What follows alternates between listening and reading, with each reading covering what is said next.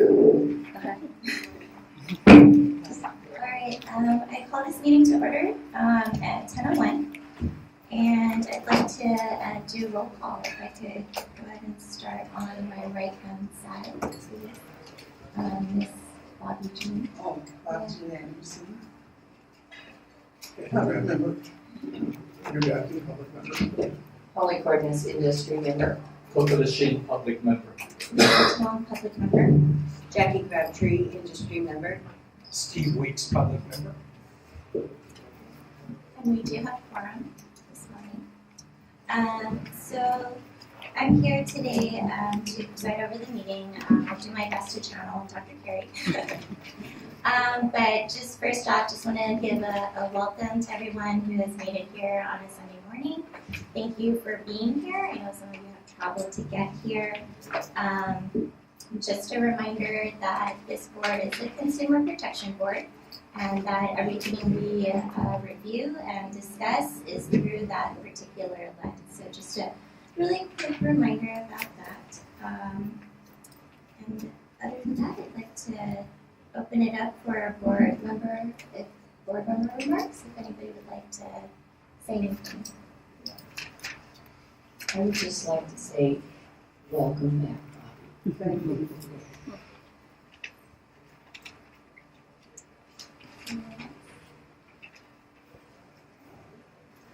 With that, I'd like to move on to the next agenda item, public comment for items not on the agenda. And I just want to remind that this is public comment only and not open to discussion. So go ahead. Thank you, Lisa.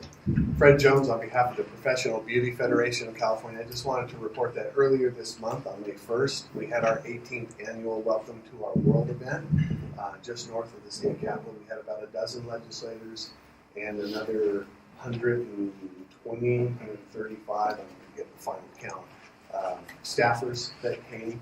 Your executive officer came at the last minute. And Jackie's salon brought several volunteers to do complimentary services to those VIPs. So it was a very successful event, and I just wanted, since I have been telling you all about it leading up to it, I wanted to report after the fact that it was a great event. We had some really good conversations with policymakers about our industry. There are some key legislation you're going to get to in your agenda. One of them is quite ominous, and so we had some very productive conversations about the importance of our license and of our regulatory oversight. So the Welcome to Our World is a nice little microcosm, a nice little effort for us to be able to have these type of conversations with important policymakers.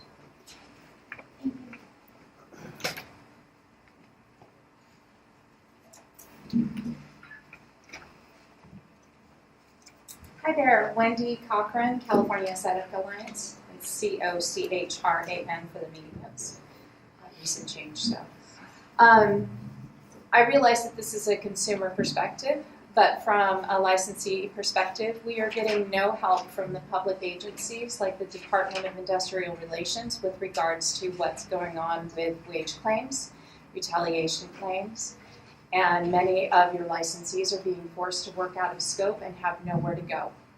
And when they call and they contact the Department of Industrial Relations for assistance for retaliation, they are being told that that's okay because the company that you are filing a complaint against is an LLC, and that you can be an independent contractor, you can work for commission only. And we've reached out several times, and all the information that you and the Department of Consumer Affairs in your October and November meetings is being ignored, and it's not being placed in the right direction. So when we get comment back from management and from BBC as to where can we go to find the right place so that we're not being ripped off in our employment situations and we're not being fired and pushed out of jobs because we're being forced to work out of scope, like performing dermal needling, like performing dermaplaning, and high-end peels that should not be done by estheticians under our licensure. We're being pushed to DIR, and we're getting no answers. And I just want to bring this to the attention of the board because it's happening. We're being advised to hire our own personal attorneys to defend ourselves. But if you're sitting around in a salon and you get 30% of an 11 o'clock brow wax, and you get 50% of that facial that never showed up at 3 o'clock, you can't afford to hire an attorney to defend yourself. And right now, you have a lot of licensees that are getting pushed out of their jobs because of this. Because salon owners are not being held accountable for their blatant violations of labor law. And so I just want to bring this up to the board. I know I sound like I'm beating a dead horse, but things like the DIR unable to explain to us how 490 works gives the salon owners the justification to push people out. And when we go to the DIR, they say the company is an LLC. It's okay, you're an independent contractor. It says right here on your contract that you are, so they can pay you commission only on these jobs. And we know that that is not correct as per California labor law and the Senate Senate Committee on Business and Professions. So I just want to bring this up. It's still happening, and it's happening in a big way because of 490 and also pushing people out of their jobs and their positions because they work out of scope. And they are now, in my group, are now fighting it because we don't want to work out of scope. We want to have respect for the scope of our licensure, because without that, we don't get to advance and we get left behind like it's 1978. So I just wanted to bring that up, and thank you very much. Thank you.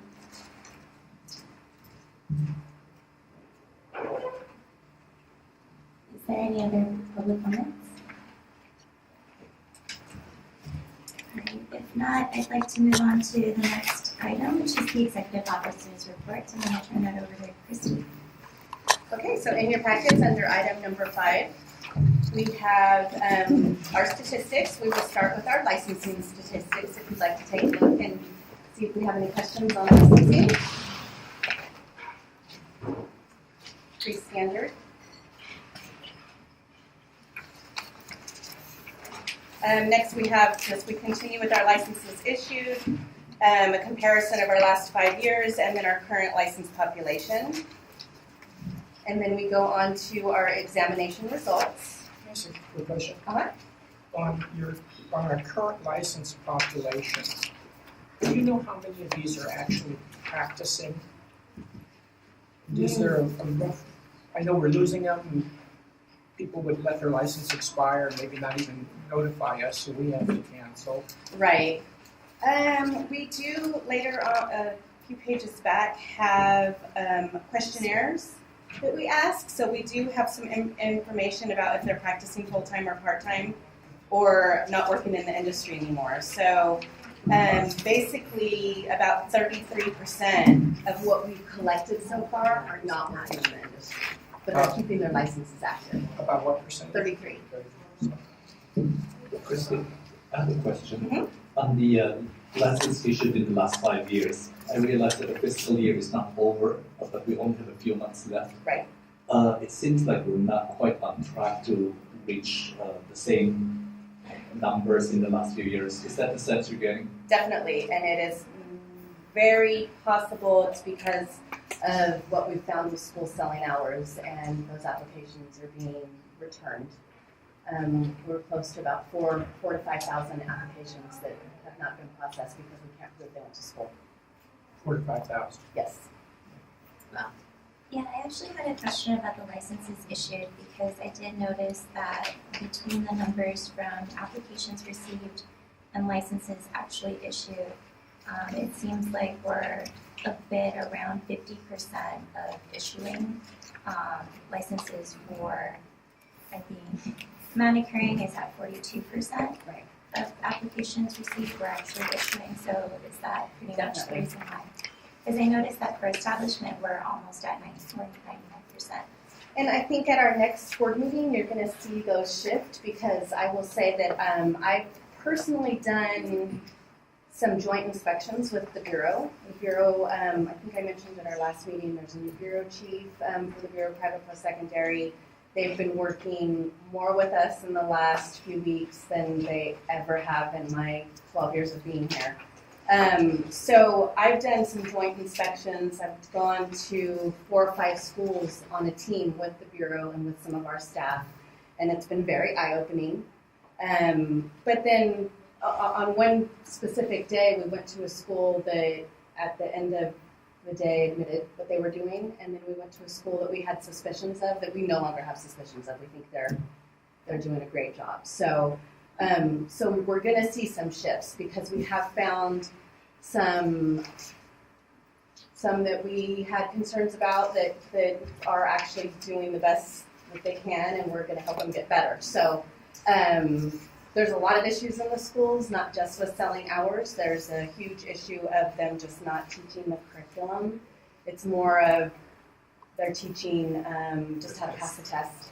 But the students are still in there for their required amount of hours. So there's this breakdown. The students don't see what they're missing by learning our laws and regulations, and then they're going into the industry because they're passing the test, and they don't know any of our health and safety regulations. So we're trying to figure out, probably be making some proposals at the next board meeting for some significant regulation changes for us that we think we do have some authority that we could do to strengthen up what we do, but then to not impact existing schools that have been working and doing a great job all along. So we definitely think there's some improvements that are going to be coming, and then there's also going to be probably some significant actions coming with our joint work that we've done with the Bureau. Great.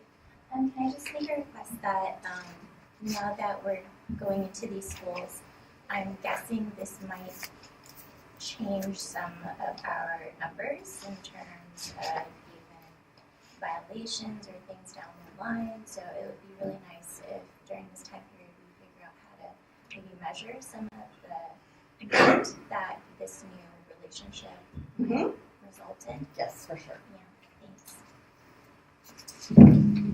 I just also want to comment on something that I've gotten through the industry people, a new law that got passed. Did you see that with the Senate in California, that the Supreme Court adopted a new California law about independent contractors, and now they have ABC lists that they have to fall with under all three of their criteria in order to be an independent contractor, which I think is going to really make a huge difference in our industry, because independent contracting based on this looks like it's going to become extinct. So it was actually a good thing for employee-based salon owners seeing that. So I wonder how that's going to affect the numbers here. And sure. I love it. And Tammy's been working on that actually. Okay. I reached out to DIR to find out options. I basically said, this is how this board is interpreting this law, that B portion of it will create a significant difficulty for our establishment, for our licensees. So I'm waiting for a response from them, and investigating some other portions of the labor law that maybe could be looked at to exempt us a little, or something. We're just trying to get ideas on how we can soften the blow to this industry. Yeah, it looks like a big one. Right. Yeah. If any of you have members, I can send that court case out to you, a link to that case.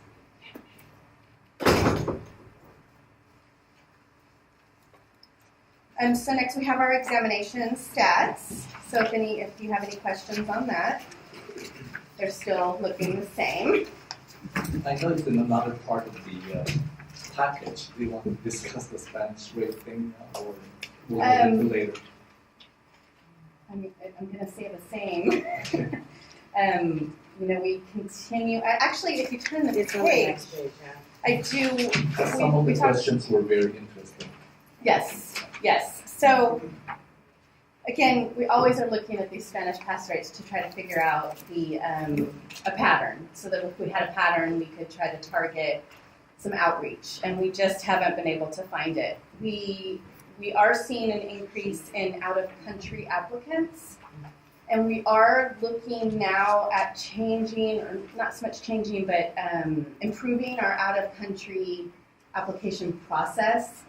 What someone does right now is goes to a private evaluation service and has their education that they've received in another country evaluated by this service, and then this service certifies that they meet the requirements and we're not sure that's the best direction for us. We've had some concerns with what we've received, and we've had some concerns, and this is, we get from all countries. So we're looking at what we could do better on the out of country. It could help us eventually with the Spanish pass rates, but this is a long-term out, and our concern is that they aren't being evaluated properly and they're getting into the test where they maybe didn't meet the requirements. So that's a concern.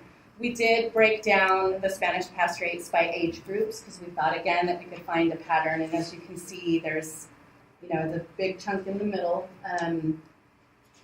which is to be expected, but it's still kind of, the ages are still very broad range ages of people coming into the industry, so it wasn't too eye-opening for us, unfortunately. Thank you for providing. I assume it's just a breakdown of every 10 years, and we didn't have anybody the ages of 10 or 11. Right. I asked that same question when I saw this. Just going back, I have an historical recollection. The written examination's Korean. It's a small sample size, but only 40% pass. Is that traditional, or is it just a one-time blip because it's a small sample size? Right, I or- think it's a small Yeah. sample. Okay.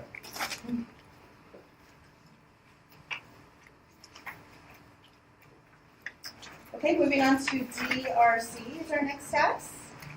And I know that those of you who have been on our DRC committees are seeing our drastic decrease. I'd like to say it's completely the DRC staff who's so awesome, as well as your wonderful work. But we really are receiving less appeals. I think there's a couple reasons for that. I think the DRC over the last several years has become so consistent that there's, it used to be widely known in the industry, just appeal it, they'll waive your fine. So I think with the consistency that DRC has had in their decisions, and we do have some, we filled 2 of our inspector positions, one being in the Los Angeles area, which is huge.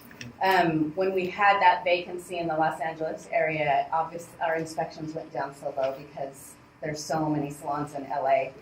So that position has been filled now. So we're probably going to see this eventually come back up. Really good inspector, so it probably, everything that I've looked at from our new employees, the other ones up in the Bay Area up north, they're doing great work. So they're communicating more with the licensees, and I think it's, since we've kind of changed, we're working, we still have ways to go, but changing our culture of how our inspectors are working and how we are doing DRC, I just think it's becoming, our citations are so valid that they're hard to argue and people are learning more. So it definitely has, we are more caught up in DRC than we have ever been in probably the history of the board, so much that I think there's 2 months coming up that we're not having any DRCs. I think June's out and maybe August is out. So we don't know what to do with ourselves. That's never happened. So thank you to all those members who do those DRCs, and you're doing it this week, I think just for 2 days. So we're shortening as well. It's pretty impressive. This has always been a backlog that has plagued this board, and going into our sunset review, I think it's going to be one of our biggest accomplishments, that we have no backlog, and the fact that we don't even have to hold hearings monthly. Question for you, has the board ever considered, staff ever considered going to a tablet in the field for the actual? Oh yes. It's monetarily very tough. Not so much monetarily, it's more so IT related, the programming to get these tablets to work with our systems. Right. However, we're not giving up on it. That was something that we believe our Breeze system can handle, and so we actually have someone coming to talk to us in a month, I believe, who has a program that they wanted to share with us from another state, because there are other states that do it, so it's definitely in our future. Yeah. Okay, so moving on, we have our enforcement stats. Our enforcement unit as well is processing complaints really at a good time frame. They're doing a great job in keeping up on cases and getting some decisions through. So again, we don't have a backlog in any of our areas in the board right now, and continue to process at very, very low time frames for complaints as well as our licensing. Christy? Yes. I know that you mentioned that we hired a new person in the LA area, but has there been any attrition? Are we still at 21, 22? Yes. And I assume that we're still looking for more. Yes, we still have some vacancies that we're trying to fill, and we're still working on the aspect that they don't make enough money. They the classification itself requires some certain requirements that we don't necessarily feel we need. They have to have some certain education background to become in the state civil service classification. So we're still looking at that. Their union is coming up with bargaining. We are hoping to get them some kind of pay increase. This has, obviously been going on for years and years, but we're committed to work with DCA, who handles that aspect of it. And we hope that their union brings something to the table to increase their pay. That will hopefully at least get us people to apply for the positions. Because one of the reasons, when you ask for more positions in general, because I can justify 60 positions for California inspectors. But the problem is those requests go through a very intense review with Department of Finance, and we can't fill our current vacancies. So why are we going to give you so many more positions when you can't hire anybody? So that's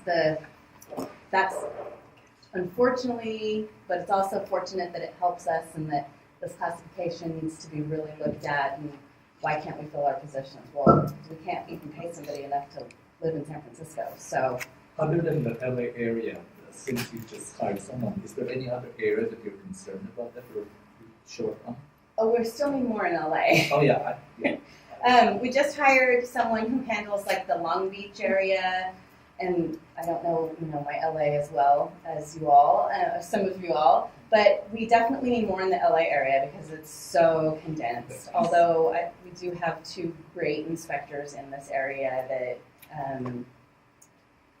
get a ton of work done. Orange County only has 1 inspector right now for all of Orange County, and then a little bit more. So we definitely need Orange County, and then up in the north, the Bay Area is huge, and we have one that we just hired, so we'll have to look to see if that warrants another one as well. San Diego has 2. We need 2 for all of San Diego. A lot of students. Yeah. I have a couple of questions about the numbers. I noticed that for the investigations for applications, there's a huge spike in October, December. Does that have to do with the schools Yes. again? Okay.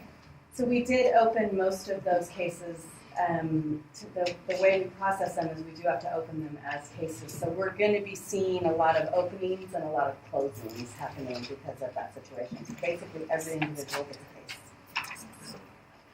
And then also for citations and inspections, I noticed that our numbers for the citations are higher than the number of inspections. Is that because of the time kind of delay between when our inspectors go out and send in to cite and fine and citations are issued? Where are you looking? So I'm just looking at the total numbers under citations. Uh-huh. I see that the totals are kind of in the 3,000 Right. area, but for inspections, the number of inspections we did are about 2,400, 2,600.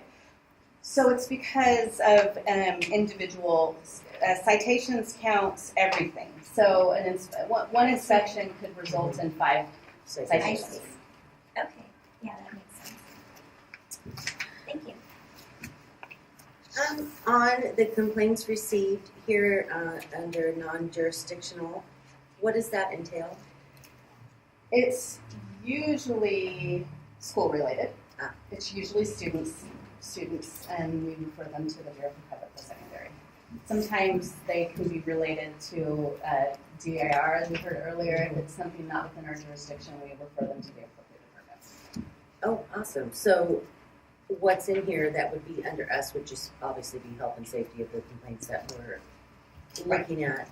And in that, is that something that you, I mean, I know we're going to get into this later, that you were using to have that conversation with the Senate about the bill they're trying to pass where we're carving out, they're trying to carve out the no license for blow drying stuff.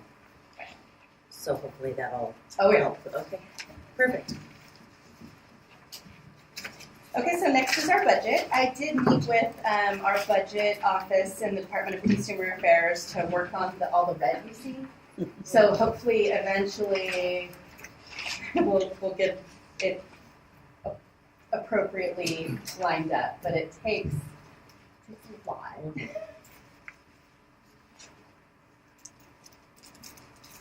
But our board has one of the healthiest budgets. So. And we still have an outstanding amount from loaning to the general fund, is that right? Is that ever gonna come back? That's you. Okay.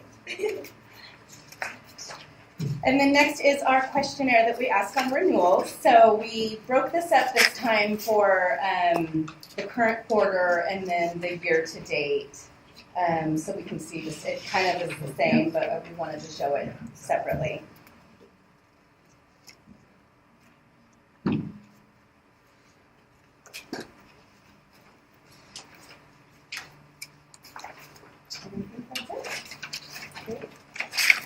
So if there are no further questions, I believe we need a motion to, no, just move on. Alright. Okay, so moving on to the next agenda item. Board meeting minutes from our February meeting. I'll need a motion to approve in a second. So moved. Second. Are there any comments from the board?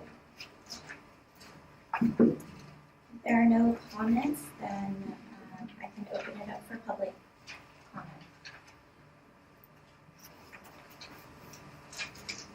If there's no public comment, then I'd like to go ahead and go to a vote. I'd like to start on my left. Steve Weeks, yes.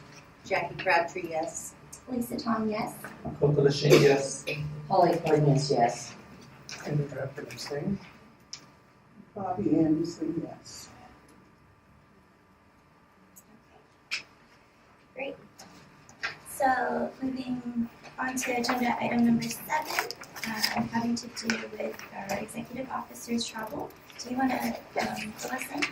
So we put this on the agenda to have the board discuss if they so desire, or to make a public statement. Most of you know that last year I was able to attend the national conference held by the NIC, the National Interstate Council on Cosmetology Boards, and it was very eye-opening to hear what all of the other executive officers heard or had to say, especially about the selling of hours because it's a nationwide issue. And it was the first time that I had ever been able to attend. For various reasons, out-of-state travel is something that gets very much reviewed by various different agencies. So we had thought to put this on the agenda to determine if the board does really feel necessary, that it's important that I attend these conferences. Quick statement. I think it's unconscionable that we haven't been at these meetings every year. The specific information that we receive from this, the subtle information we receive from laws to management styles to working with, there are just so many areas that more than offset any small cost that it takes to attend this. It's just, I'm a real advocate of, and especially because our board is the largest in the nation, and we don't have an appearance there. It's something wrong with that. So I wholeheartedly, endorse this. I agree. I think we should also encourage them to hold it in California. We are. Are We, they willing to do that? Marcine is, yes, absolutely. Of course, everyone wants to that right away, and they all think that that means they're going to San Diego.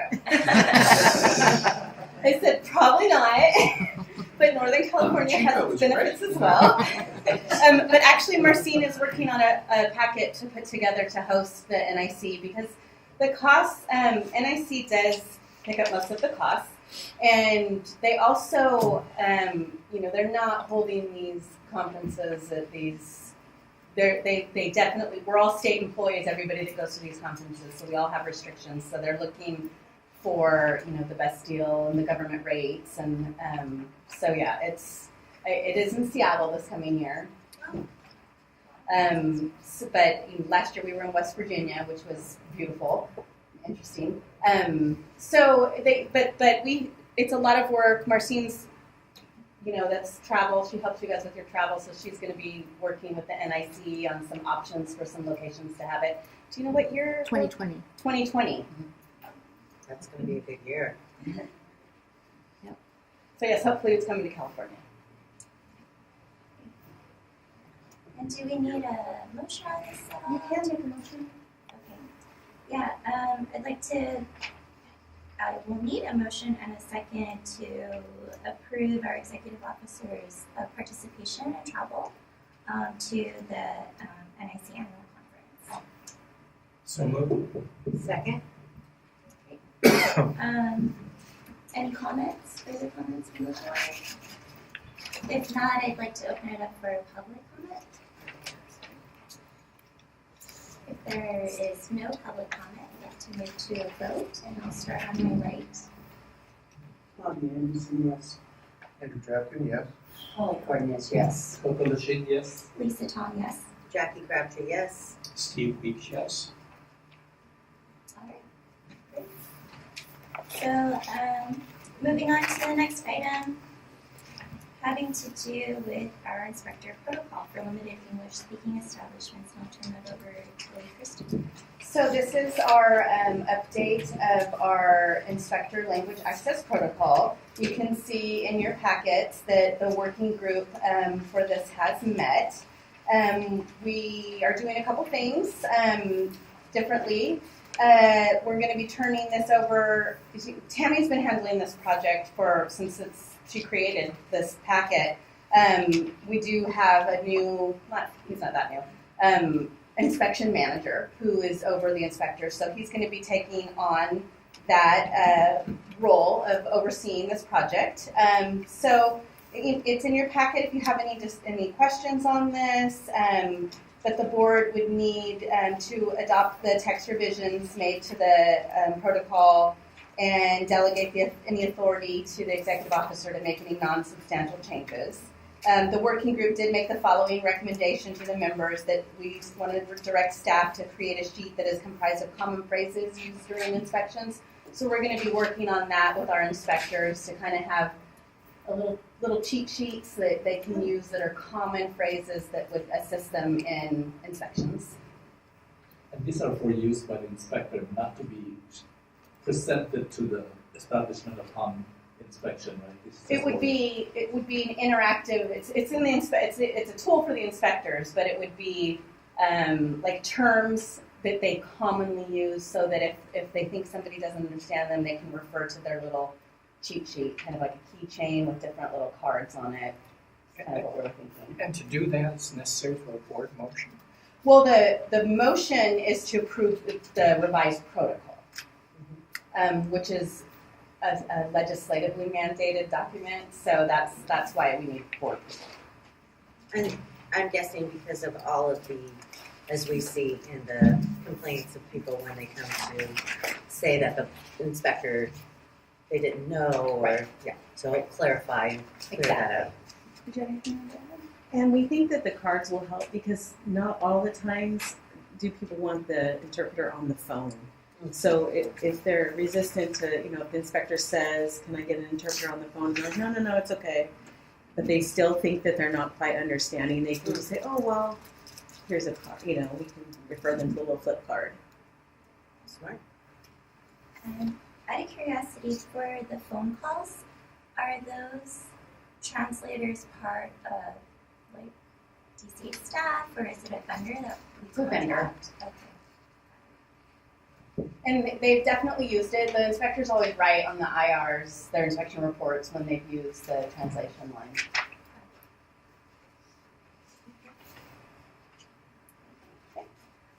If no further discussion, I'd like to get a motion and a second to adopt the text revisions to the Inspector Language Access Protocol. And also included in the motion would be the delegation of authority to our executive officer for non-substantive changes. I'll make that I second. Okay. Any further discussion? Just a question. Christy, does the motion cover the stuff that you needed to make it happen? Yes. Do you think?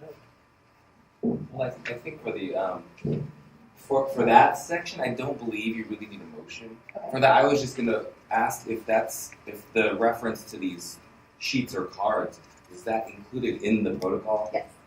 Okay, then no. No, sorry. No. Were you going to add that? Because I think you don't need that to be in the protocol. But I think if that's something you're going to have all the inspectors do, you should put it in the protocol, and then that's when the board would approve and adopt the protocol. When you have that in there. Okay. Yeah. That's a great idea. How about if the board agrees, we could do a pilot test and then bring the protocol back with our results of the test to see, and then have the protocol updated that way. Okay. So then at this time, we don't need a motion to move forward, or? Right. Okay, got it. All right, that sounds good. Then I'm gonna move on to the next agenda item. We can take any public comments on the Okay, last agenda item. great. So I'll open this up for public comment on the inspector protocol. Any public comment? I will say that we've been in contact recently with the Healthy Nail Salon Collaborative, and they did give us some input that actually I thought was great that we're going to include. We'd like to, in the future, maybe try to get somebody who's an expert at language access to be a part of our task force on when they develop this, and they appreciated the cards as well, and so they were happy with that aspect in moving forward. Great. Okay. So if there's no public comment on this item, I'm going to move on to the next one. Great. Okay, so discussion of the proposed recommendations from the 1600-hour cosmetology curriculum review committee. Christine. So we were required by statute to look at our 1600-hour cosmetology curriculum, and this was done, and we had a task force meet for 2 days in Sacramento, and this is the report that came out of that task force. There are recommendations in it. What we're looking for from the board is approval of this report. Approving this report is not necessarily approving all the recommendations to be effective. It's approving us to start some of the recommendations. So I just want to make sure everybody understands that some of the recommendations, especially changing the curriculum, is something that takes regulatory changes. So it's something that's going to be coming back to the board many times. But this is the report that was put together by the committee and being presented to the board, and it will be included in our sunset review report, which is due at the end of this year. So if there's any questions, we can answer them. Otherwise, we're looking for a motion to approve.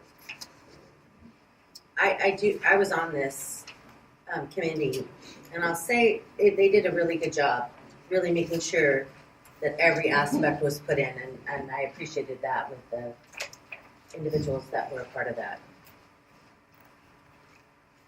As you mentioned, the sunset review also, it's always kind of bothered me a little bit that the recognition of the disease process that our licensees do isn't emphasized more to the public as far as refusal to take a client because there's a sore that's suspicious, or doing a styling and finding a sore that's suspicious, I think the public should maybe get a better understanding of truly the lives that can be saved and have been saved over the years by our people sending them to a physician to have this taken care of. We kind of talk about this, but there's a true value in that people should really, and legislators should understand. Right.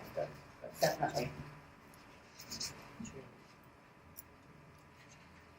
I think what was most eye-opening for me was the finding that the cleaning of foot spas is actually not something that's expected to be demonstrated during the NIC test. Right.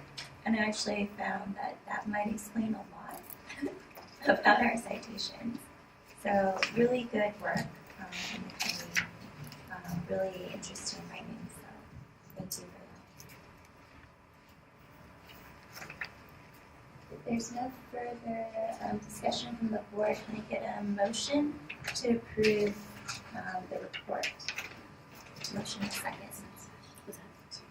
Does it need to include something else? The motion should be to approve the report to be included in our sunset review.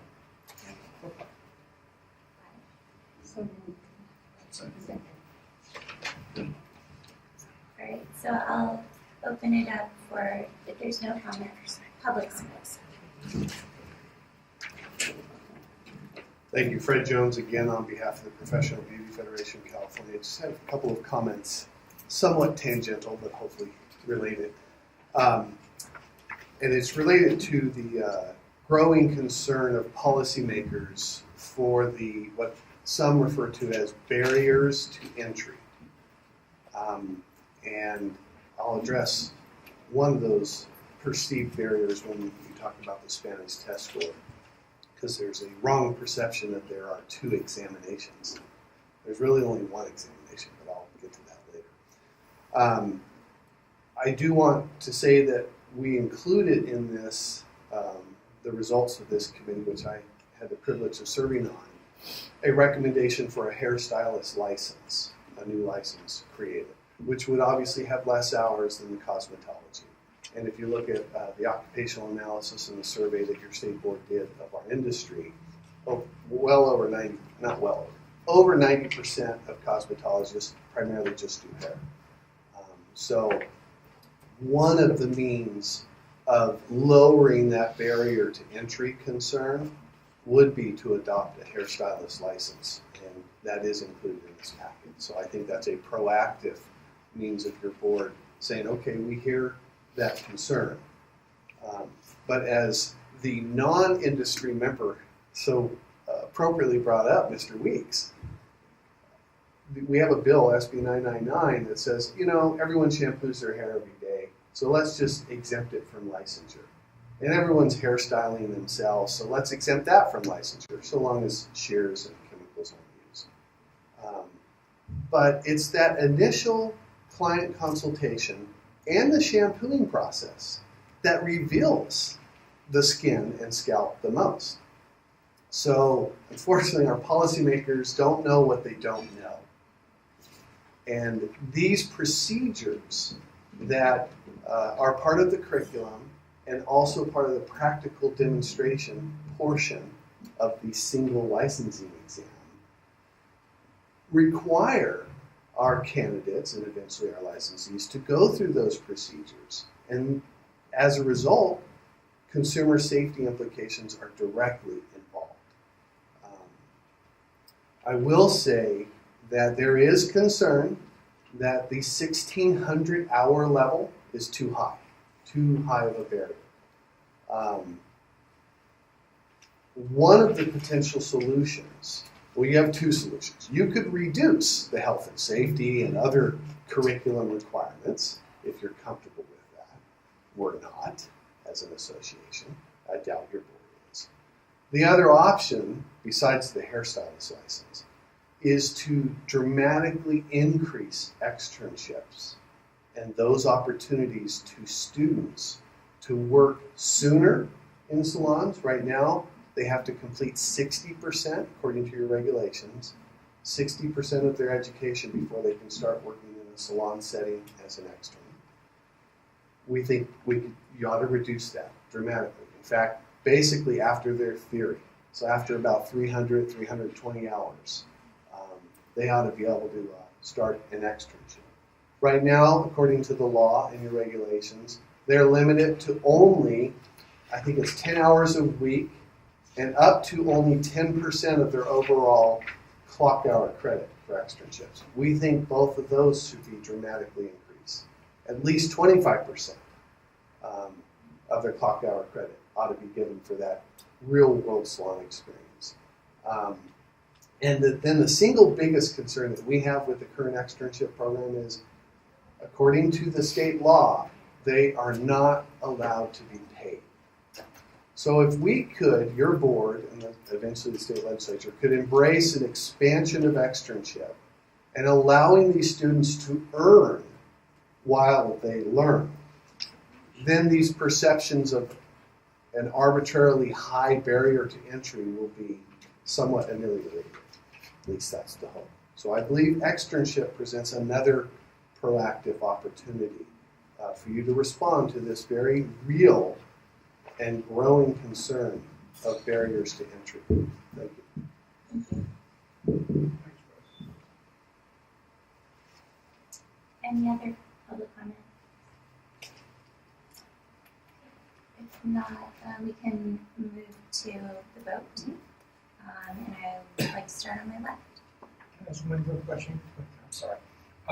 The hairstyling license, what impact does that have on inspections? Will it be more difficult for our inspectors now to come in and determine? Not if they have their licenses posted. I don't think it would be any different. I don't think it would be different at all, to be honest. I think, yeah, I don't.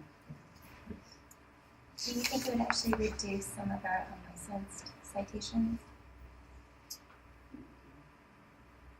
Yes, I definitely think it could. I definitely think there's a large population who just want to do hair and not have to go to school to learn nails and facials because they're confident they're never going to want to do that. So I think it would open up to more possibilities of individuals who maybe chose not to get into the industry. I think it would, aside from unlicensed, I think it would be more attractive to some people to get into the industry in the first place. I agree, because most of people who want to go be a hairstylist, they have no desire to want to touch feet or faces, and so I think it would really help. I agree.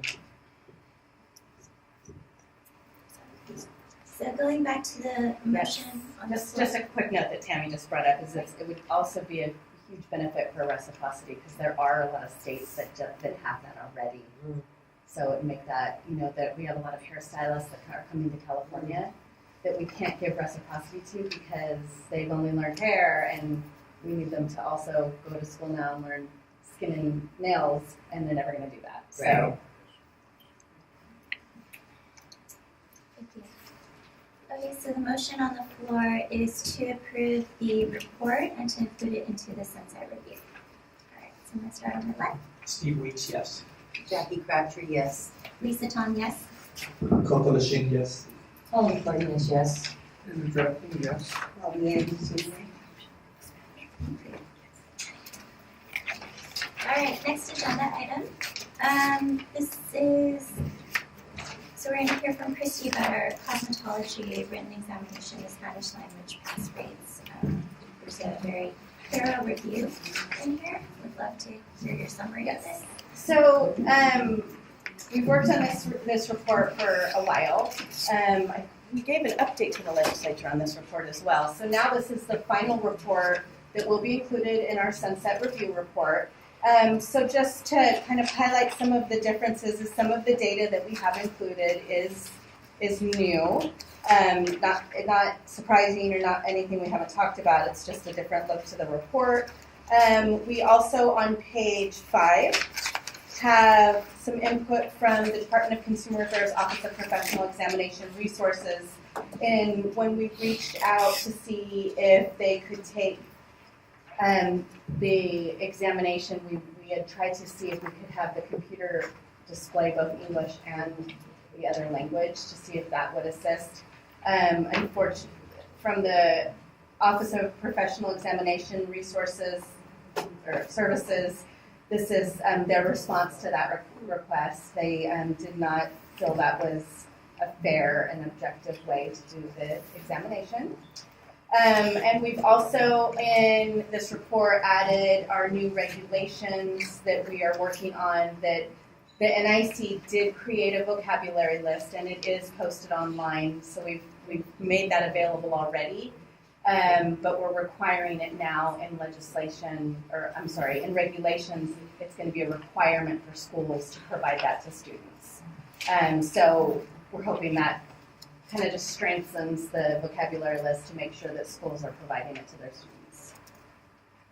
And other than that, it's some of the same information that you have seen in the past, and we're just asking for a motion to approve. I just want to thank you for this report because a lot of these things I actually did not come across before. And what stood out for me was the part about the ATV exam. Yes. And because we don't require to take the exam, and we're not really sure if the school actually follows through on that. So that was very interesting to me. The other interesting question that was asked, among the question is, would you consider taking the exam in English? And considering the high rate, there was 30% that says no. Right. No. Don't understand that. Right.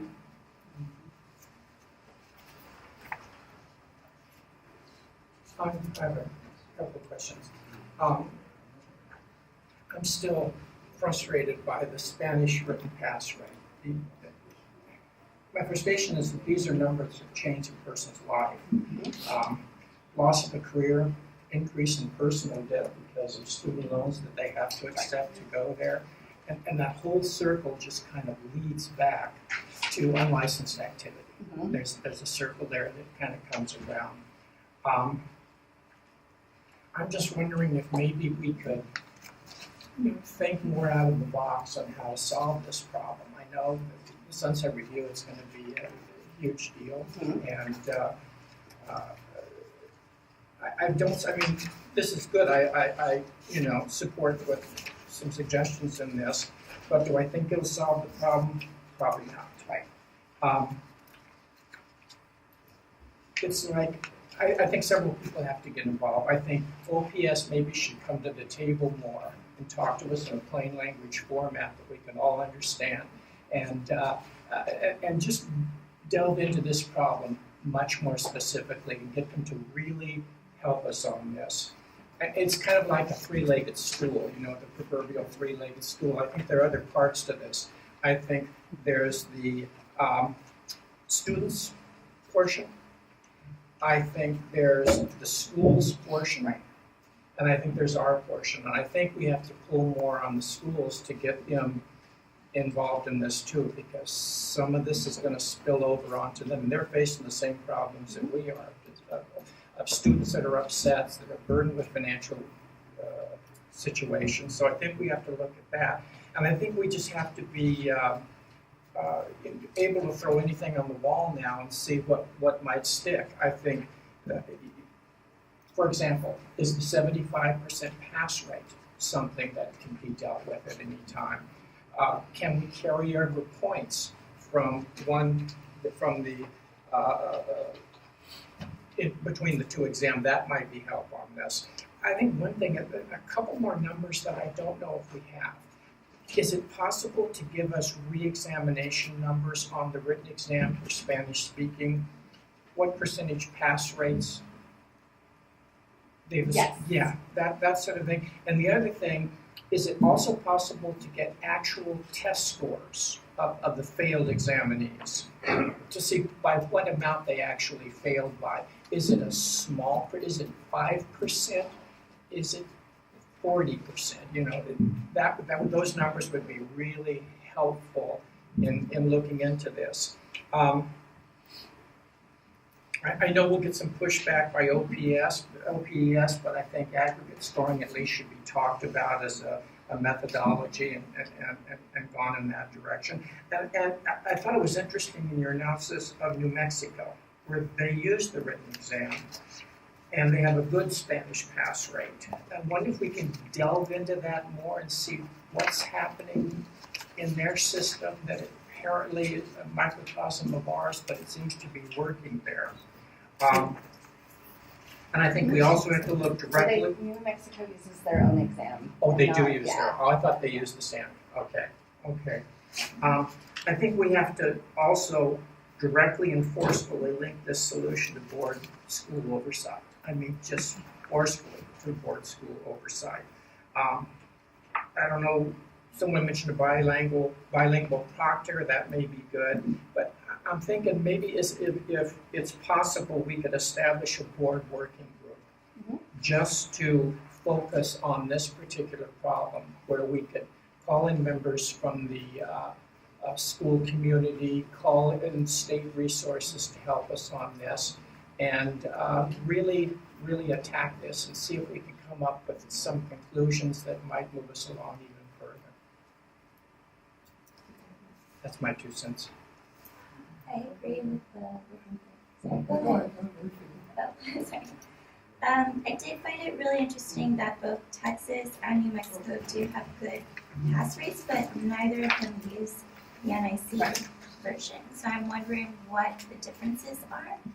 I also found a really interesting comment from the survey that was taken about using 6th grade level language, and I'm wondering what grade level the translation for the NIC exam is in, whether or not it might be at 10th grade level or 8th grade. 8th grade level. So I'm wondering if that might have an impact in any way if we changed the grade level at which the translations are occurring. I did have one other thing. And we can certainly include NIC on that working group. Yeah. I think that would be really great. I did also find it very interesting between the survey responses we received from the schools and the survey answers from the actual test takers who want to continue using the Spanish language exam, yet a lot of the comments from the survey of the schools actually mentioned that the students had a really hard time with the terms from the test and not understanding and feeling like the terminology was different from what they were studying. So I'm wondering, why is there such a big discrepancy if in the school setting they are telling their instructors that they're having a tough time, but in our survey it shows that they are all willing to continue taking the test. Right. In Spanish there seems to be some kind of, there's something there that I feel like maybe the working group can figure out.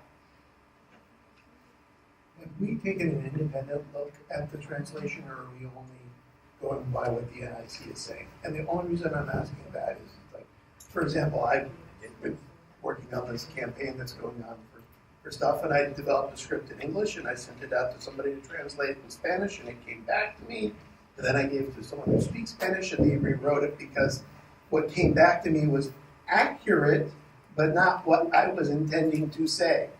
So I'm wondering if there's like a difference there. It's like, I'm trying to think of another example. It's like, when you're teaching Marbury versus Madison to a high school student versus to a law student, it's a little different. Different audience kind of a thing. They have an independent, separate from the NIC that performs their translations. And then they also do working group meetings. Some of our examiners have even been on the working group where they fly people to their location in Florida to review the translations. So they do the double check. And one of the reasons why is because they need people in the industry to do that double check so that we can make sure what they're translating is what's accurately done. For translation, there's a term that we use called transadaptation. It's actually slightly different from translating directly, and I'm just curious as to how the vendor that is used for translation for NIC deals with that. So the difference between translation and transadaptation is exactly what you talked about, Andrew. When you translate directly, like if you use a Google Translate tool, you are only translating by very specific definition of that particular wording and not taking into account context. It did pick up on some comments from the appendix of the survey to the schools where they did mention that there is difficulty with some of the technical physiology items. So I'm wondering how, if the vendor could provide some type of report to us on how they are trans-adapting and not directly translating, it might be helpful as we go into some of the differences between why a non-NIC exam is producing high pass rates and an NIC exam is not for Spanish language specifically. I have another thought here. Other than the translation part, if you look at the stats for the schools, applicants, and stuff like that, it's a cosmetology written exam that is much, much lower than any other exam. All the others are in the 50% range, but it's the cosmetology specific exam that is frighteningly low. Any insight on that? Why that one? And it goes across the board, whether it's for school applicants out of country or even apprentices. Yeah, I mean, the numbers are considerably higher, and it's been historic. I went back to 2010, prior to even when we had aggregate scoring in the past. And if you looked at the Spanish, Barbers had aggregate scoring for quite some time. And we went back and looked at their pass rates, and it was still, at that time, it was still around 30% that they were passing the written. And so you have a student who could pass the written at only 30%, but do well on the practical and get a license. Is that good? That was debated heavily many years ago on the fact that, the concern with the chemicals that they're involved in, and is it a literacy issue, and making sure that they understand the procedures of what they're performing and can read the directions on the product. So that was one of the issues that was debated before. These pass rates for this have been historically low. We only started tracking it when we went to different systems and the different exam. So we were able to highlight, because overall the pass rate's not that bad. If you combined all of our languages together, it looks like it's acceptable. But luckily, we were able to break it out, and then that's when we realized that it was the Spanish ones that were doing so badly. And the only reason I brought it up is that we're concentrating on the translation part, but let's just not make sure that we're also looking at other possible sources. Right. Because, for example, when you do a practical exam, there are more senses being involved in the touch, the smell, the eyes, as opposed to written. I think it's more restricted. Right.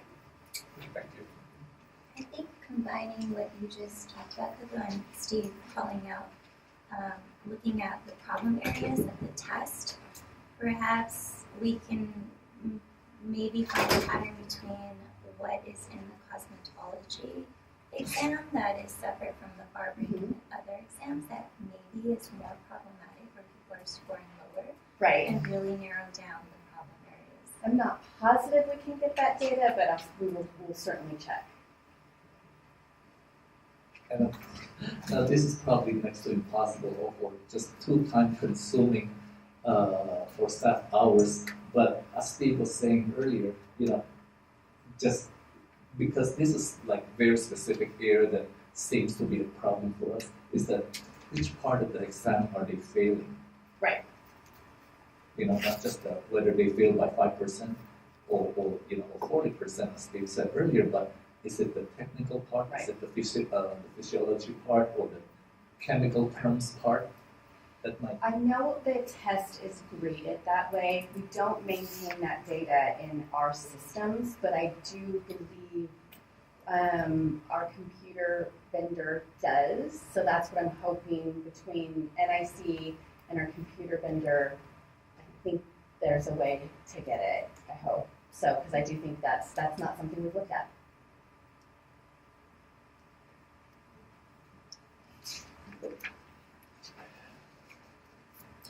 So if there's further discussion from the board, we need a motion, is that correct? Should we put off this and move to establish a working?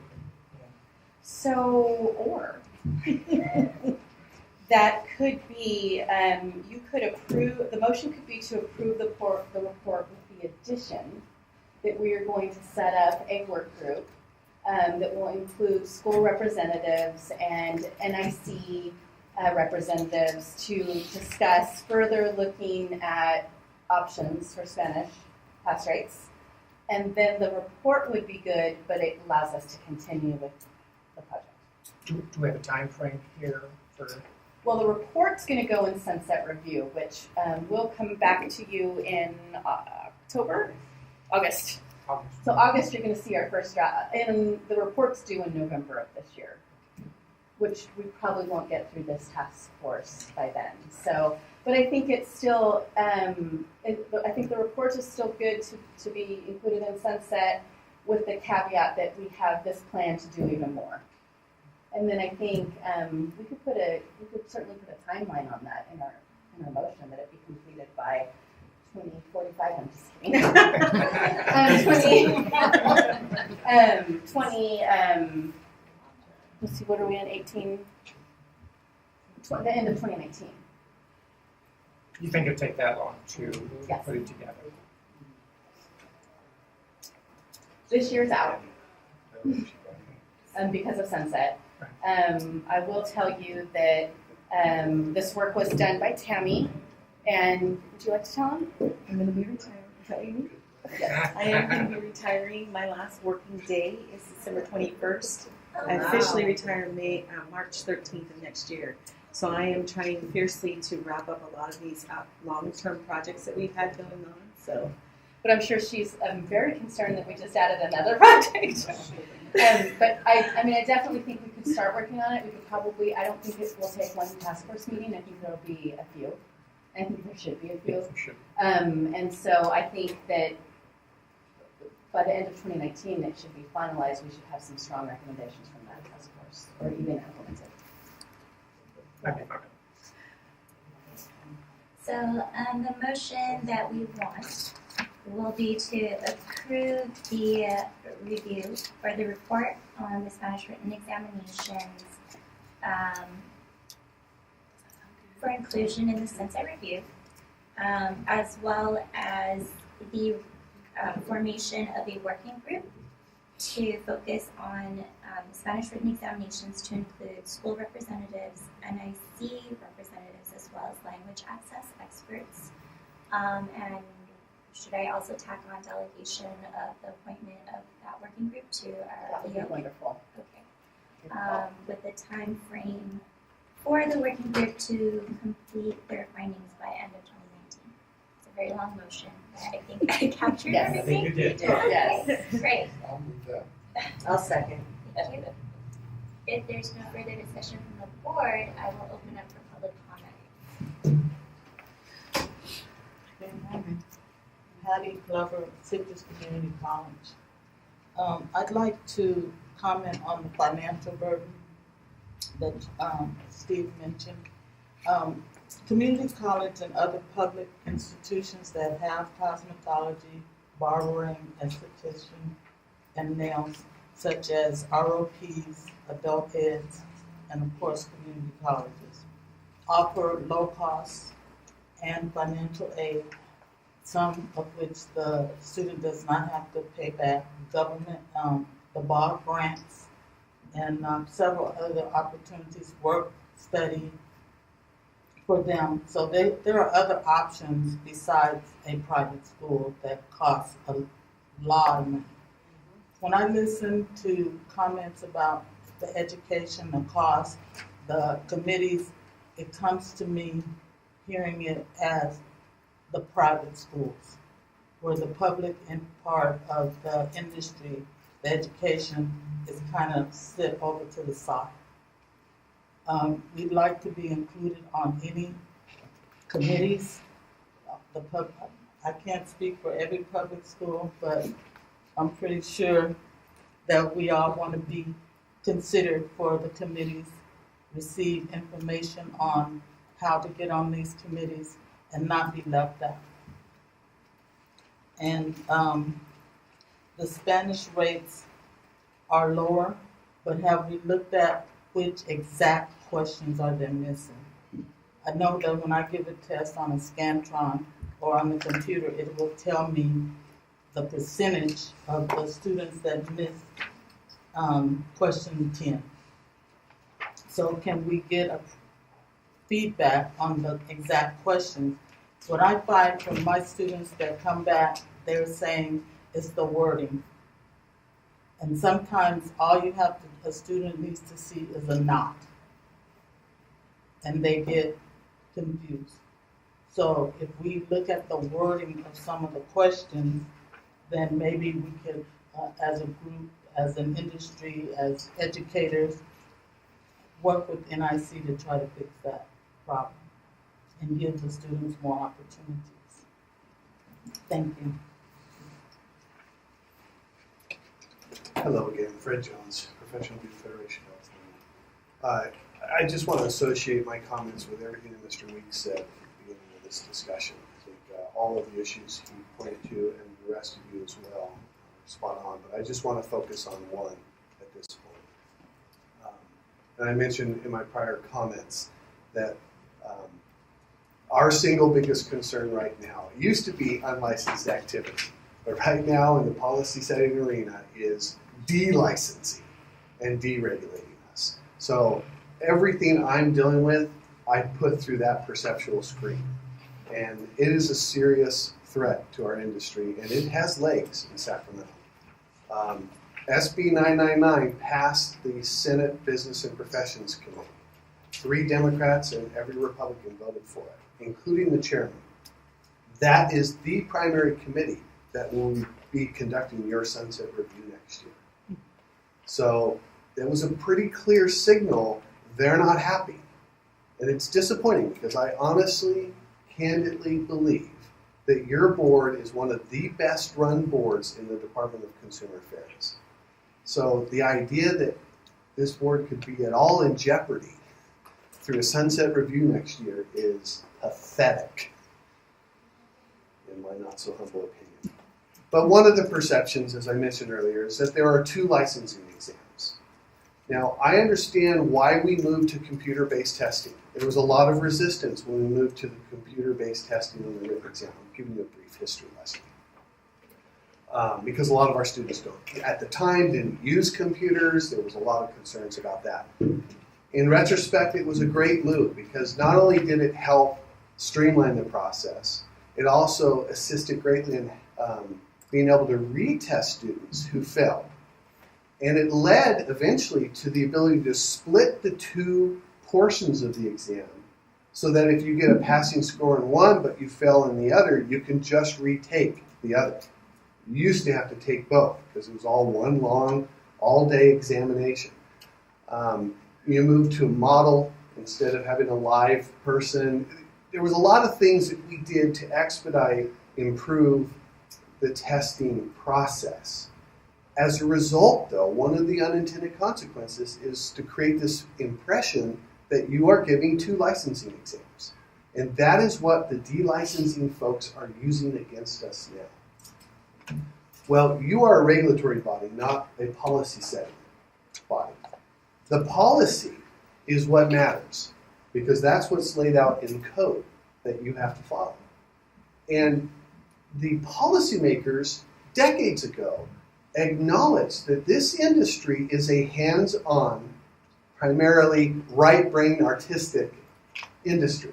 We are not academics. We are not bookworms. And so in order to get a license and prove that you will be safe, because that's your charge, health and safety, we want to make sure you can actually show that you are practically competent, hence the practical examination. And policymakers, to make it abundantly clear that they wanted the practical skills to be the important skills that you test for, they put in the Business and Professions Code, section 7338, in the conduct and grading of examination, Practical demonstrations shall prevail over written tests. Now, back in the aggregate scoring days, before the psycho/metricians got a hold of it and strangled aggregate scoring to death through a bunch of words I never understood, like criterion reference scoring. Anyone define that for me? Have any of you met with an OPES psychometrician? Believe me, you will not understand a word they say. And by the way, just on that point, in your report, in your eminently reasonable suggestion that for Spanish test takers, give them the English version side by side when they take this computer-based test. What did OPES say to that very reasonable offer? No. And why? You got to read this. It's right there on page 5 of your report. The proposed change would require extra time for candidates to take the NIC exam. Got that? Comma. And BBC candidates already receive more time on the NIC exam than any candidates in other states. In one sentence, they contradict themselves. They say you're already providing too much time to your candidates, and this would require them to have to expend more internal time on this. Well, you're giving them the extra time already. I mean, believe me, when you meet with OPES, you'll be scratching your head and your head will be spinning. But OPS does not govern you. Nobody in OPS was elected. They are not policymakers. So when back in the aggregate scoring days, the cosmetology score was 400 total. For the one exam, you got 400 points. 300 of those points were practical. 100 points were written. Then, after you get done with your exam, those points were aggregated. And if you got, now it's 75%, it used to be 70. If you got 70% of the aggregate score, you passed. Christy brought up the concern, one of the concerns that I actually do understand and acknowledge and appreciate. And that is what happens if you score relatively low on the written, but really high on the practical. Are you safe? Well, one of the data points that are missing is, let's track these Spanish licensees. Do they have a disproportionately unsafe record? I bet you they don't. If you score 82% on the practical examination, that's a pretty darn indication you know how to safely go through the protocols. And 82% is what Ms. Underwood reported is the Spanish test taker's practical exam pass rate. 82%. That's a really high pass rate. So do you want to solve the low passes rate for Spanish test takers? The solution's simple. Go back to aggregate scoring. Now, who will oppose that? Psychometricians. But the legislature still has the law in the books that you are now out of compliance. You are no longer in compliance by saying you have to separately pass a written exam and separately pass a practical exam. That, by definition, is equivalent, not prevalent. Do you understand? Because you can get 100% on the practical exam and just 74% on the written, and you will not get licensed. So by definition, you are out of compliance with the law that the policymakers said. And why did they say it? I go back to it. It is true that among Spanish cultures, literacy is not as valued as Anglo cultures or as East Asian cultures. That's a fact. There's nothing NIC or others are going to be able to do about that. It is a fact. So Spanish test takers will, over history, and they have in the past, and they will in the future, have a lower written performance. Period. You have a solution, and policymakers have provided that solution to you in acknowledgement that we are not academic bookworms. We are a hands-on, dexterous, practical industry. So please, return aggregate scoring, get these kids to work, give them a license, avoid unlicensed activity, avoid them having all this debt and not being able to pay for it. Very good. Christy, can I ask a question? In our studies, does it show as far as people getting citations? Is it broke down? We would never track Right. or collect data on citations of individuals based on ethnicity. Yes, correct. So in speaking, okay. Go ahead. Hi, my name is Margarita Wells. The school apprenticeship I'm representing today is Dream International, Beauty Academy. We're non-traditional. I'm not sure if we were given the opportunity to be a part of the survey, yet in the future, if we were not, I would ask that we be included in the survey to give our opinion in regards to the Spanish speaking or any other questions the board may have. In regards to financial concerns, we are affordable. We do educate, we do employ, and we do empower in regards to entrepreneurship, that they work on commission after completing the program. And so far, I have 100% pass rate. I've been in apprenticeship for 3 years here in California, yet in the industry over 25. I was an educator in traditional trade, and I was a program director at a college, and it was trade. Then I decided to go over into the apprenticeship arena. We would also ask to be a part of or included in the committees, whatever or whenever you guys may have them, or at least give us the information so that we can be a part. And when I say we, I'm not just speaking of my apprenticeship, I'm speaking of maybe other apprenticeships that's out there and who are successful.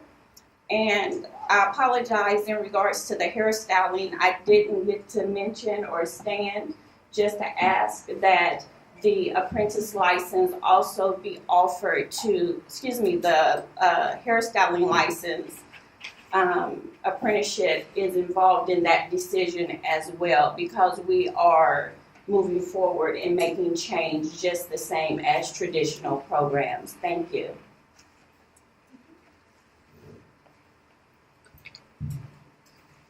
Good morning. Peter Westbrook from the Riverside Community College District. And I just wanted to make a statement that I agree with Mr. Weeks over here about the average result rates. This is my 20th year in the educational arena. And RCCD is a Hispanic institution, Hispanic serving institution. And we look at our Hispanic student test rates and all our student test rates. And some of the very first things we want to see is what is the average scoring versus how many are passing, how many are failing, and who are those students. I can tell you that our students, we teach in English. We have a large amount of Hispanic students at our institution that Spanish is first speaking. And our Spanish students tend to pass at 88%, somewhere around that, every time, now for 20 years, and taking the English examination. So one of the other questions I would want to ask the board is that the Spanish results, are they coming from specific schools, neighborhoods, or is it just a generality report? And also about question specific. These are cognitive assessment mechanisms, and I have to remember that our cognitive assessment, along with the practicum, also has to deal with the affective domain, which gives value to these policies and procedures that we are putting into place. And so before we take too much away from the cognitive assessment, I think we need to see exactly what those results are, being specific to the subject arena or area, and then go from there. Thank you. Any other public comments? Okay, and I do want to remind us, we do have a motion on the floor. So there's no other comments from board members, I'd like Could you repeat that? I can't even remember it. I'd like to move to a vote. So I'm gonna start on my right. Bobby? Yes. David Drapkin, yes. Holly Cardenas, yes. Coco Lachine, yes. Lisa Tong, yes. Jackie Crabtree, yes. Steve Weeks, yes. Yes, so I think we're about an hour and a half into the meeting, so I'd like to call for a 5-minute break. So we'll reconvene in 11:30, 1:31.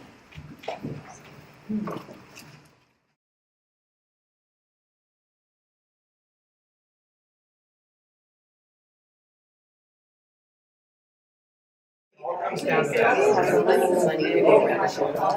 But I am working on yeah, I'm gonna.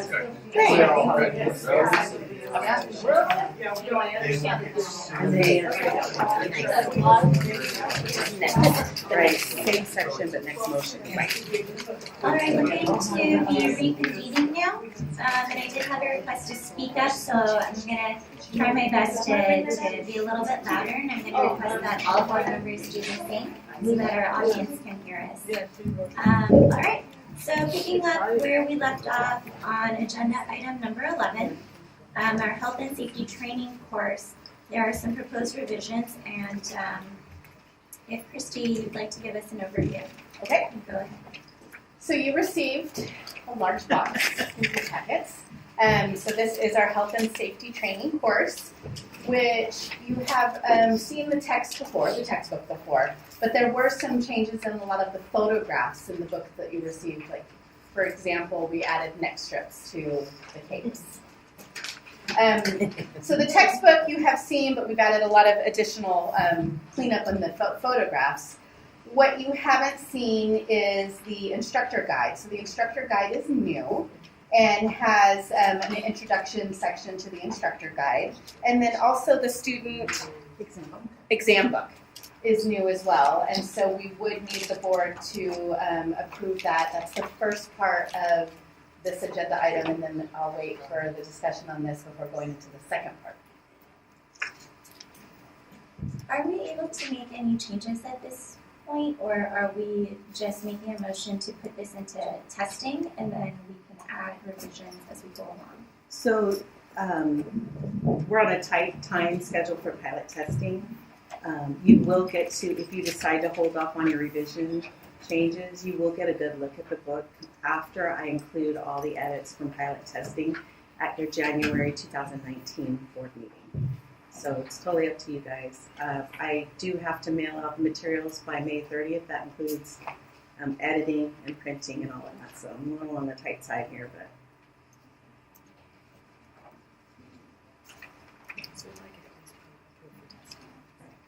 So at a minimum, we'd like to have approval for our pilot testing, which is going to be the next item in this agenda item, is to approve our pilot testing because we're scheduled to start fairly quickly.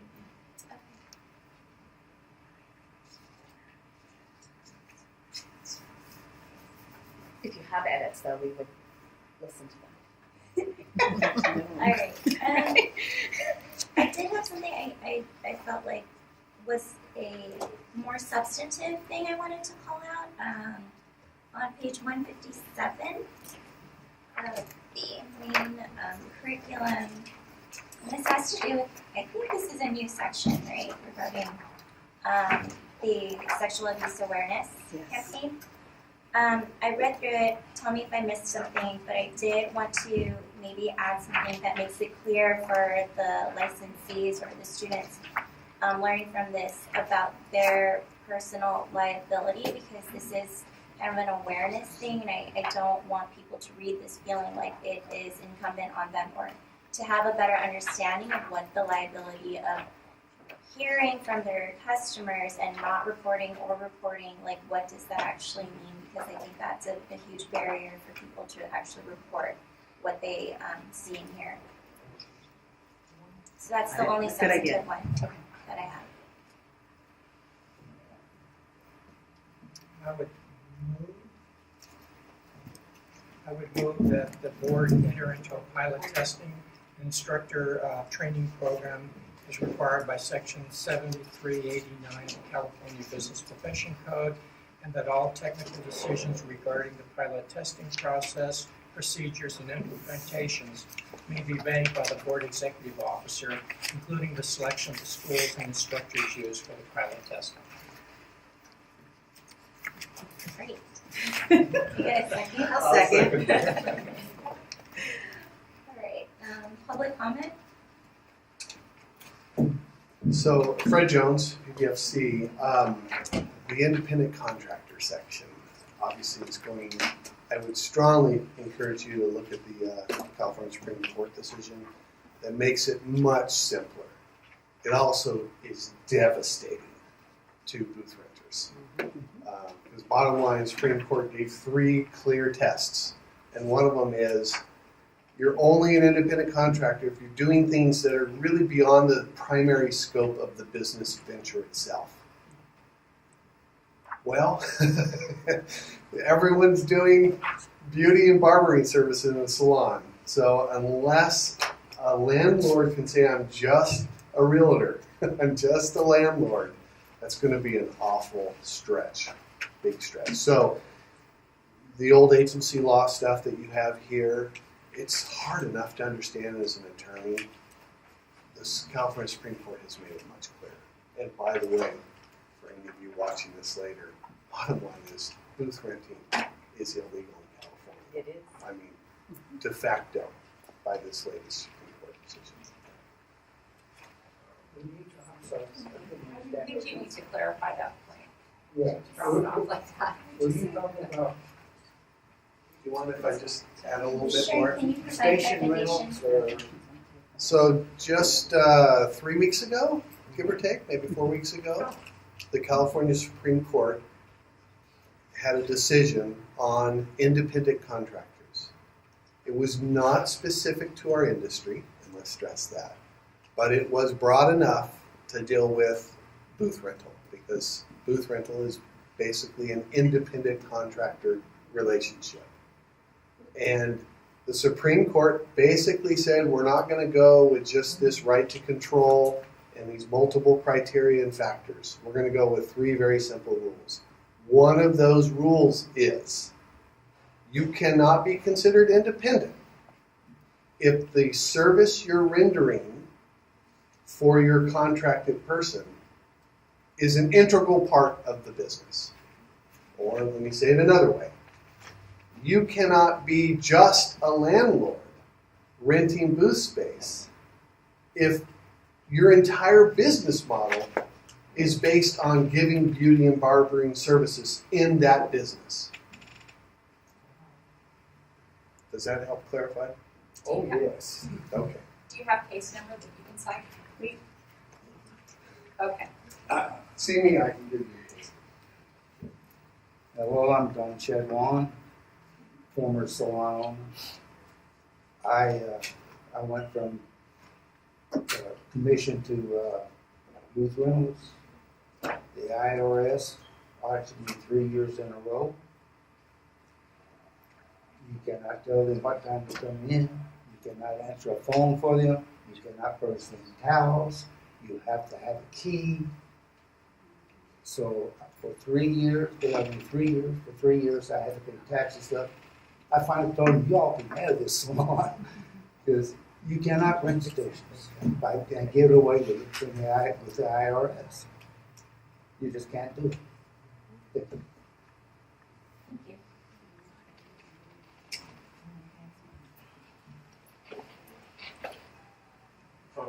Hello, John Moreno from Barbering College.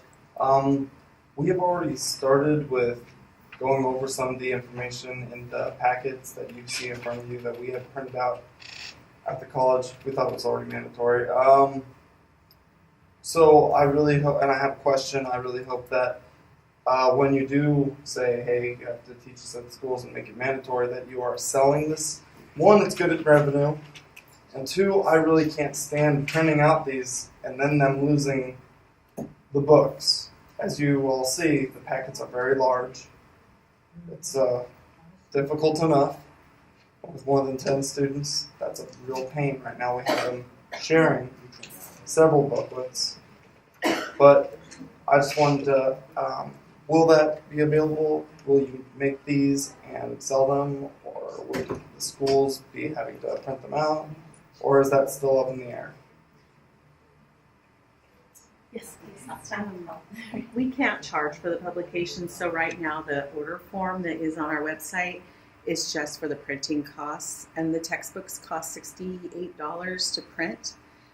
So we have included a PDF on our site that the students can actually either take into a print shop and print themselves, or they can order it on the order form, or the schools can do it too if they don't, if it's part of their tuition costs, they can include that. Well, that's too bad that you all can get that revenue from it, but I mean, business. We're not business. allowed to legally. Well, I just wanted to bring it up. Thank you all. Talk to you soon. Thank you. Just a clarification, this curriculum is required, has been required since 1982, I believe.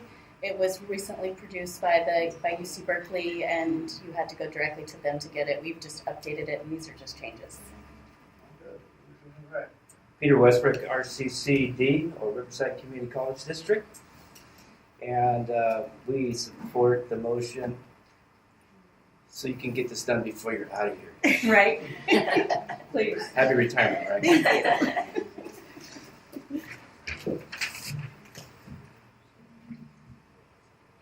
Any other public comments? If not, I'd like to start with a vote. So I'm going to start with Steve on the vote. Steve Weech, yes. Jackie Crabtree, yes. Lisa Tom, yes. Coalition, yes. Holly Cornez, yes. Andrew Drafton, yes. Bobby Anderson, yes.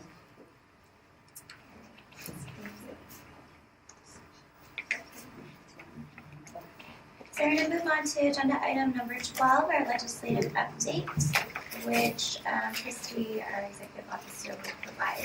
Okay, strap in. Yeah, it's going to be a long We'll do one. it. No, actually, Steve included the second Okay. part. Thank you. It's writing well. Okay, lots of legislation to talk about. So we will start with AB 767. This is the Master Business License Act. This bill is basically creating a new office for under the Governor's Office of Business and Economic Development. It creates an online master business license system to simplify the process of engaging in business in the state. We've seen this before, and on February 12th, we did take a watch position on this. So it's still moving through the process, so we're going to keep it on our radar.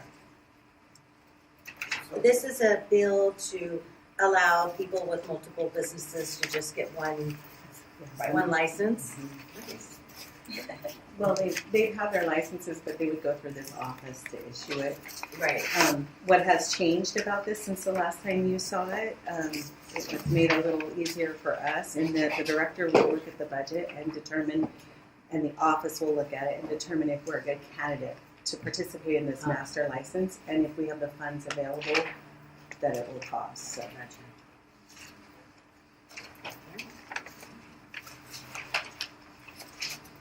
Just for clarification, it only impacts our establishment licenses, Yes. Right. and would they, if they take that away, basically they'd be taking that away.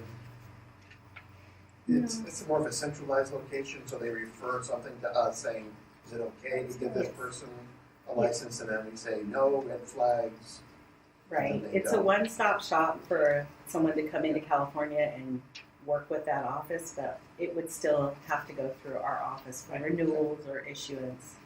So we'd still be looking at stuff, and the funds would eventually end up in our budget. Right. Yeah, it would, yeah, right. Mm-hmm. Like a portal. And this would only impact state licenses. It wouldn't bring together any of the regional, like city or county ones. I know their office does a lot on Yeah. local level, but we haven't really looked into that too much since we were kind of just focusing on our end of it. So we can continue to watch Right. this? Okay.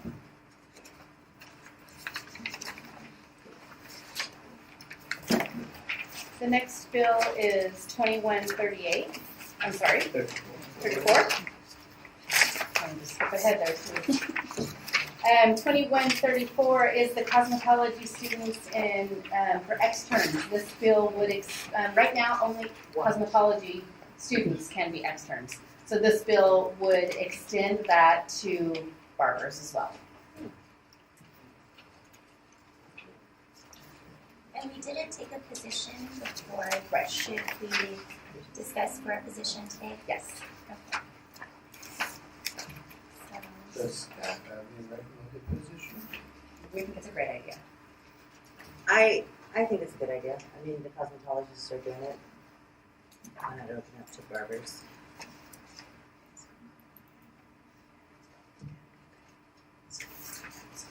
Oh, I'm sorry. I forgot one very important caveat. Sorry, I'm so sorry.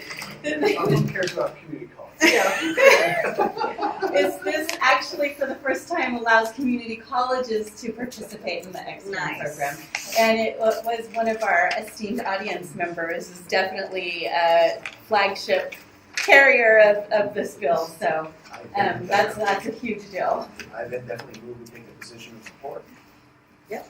I'll second. Lisa. Give it to Paul. All right. I'll open up for public comment. Patty, do you want to say anything? Okay. Patty's the sponsor for community college. Fred Jones, PBFC.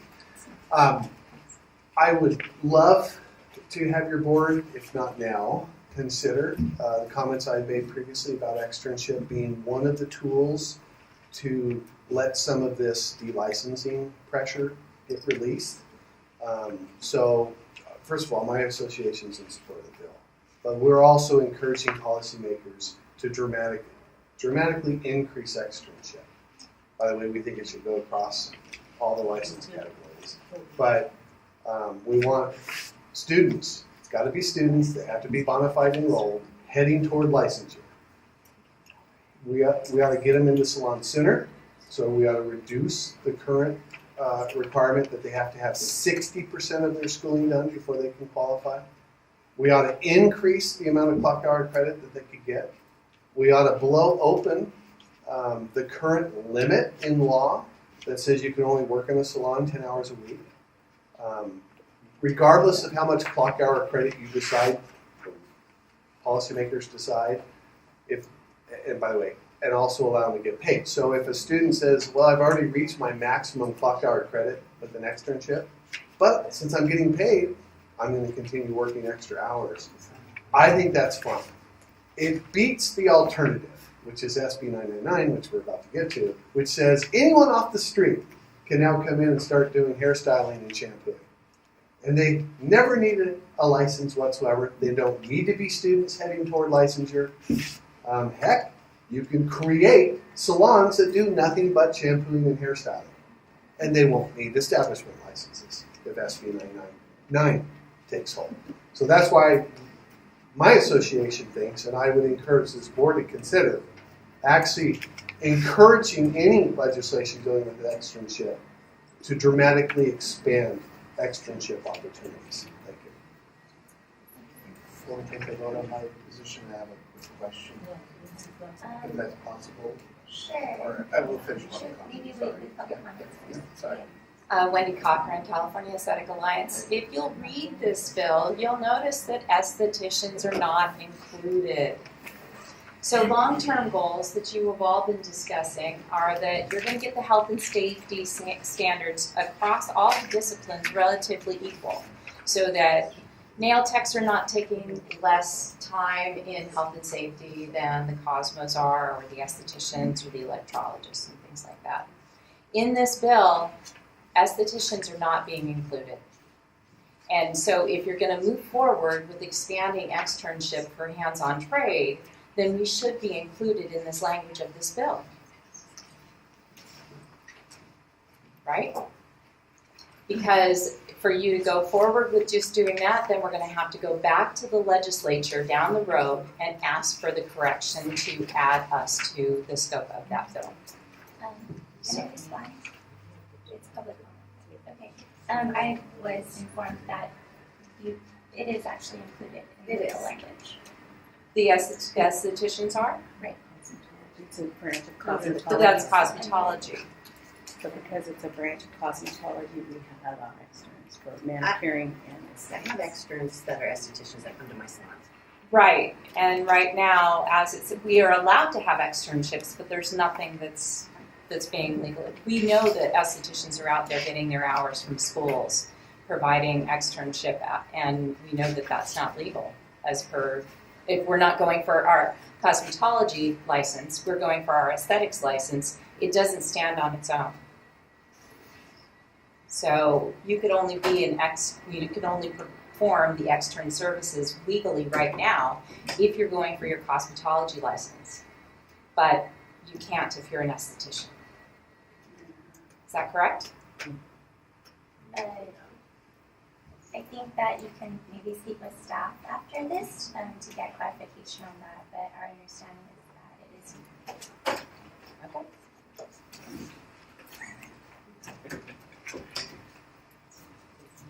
Patty Glover, Citrus College. Estheticians weren't included in this particular version of the bill because they weren't in the original version of the bill. So our thinking was that there was a separate section. However, we can do what we need to do to take it back through, but it's gone so far now that we would need to talk to Assemblywoman Rubio's office to see what can be done to add estheticians, and I've been asked to add electrology and apprenticeship programs. So the bill's just growing. So your support, we would really appreciate it because it started out as a bill to include public schools. It was just an oversight.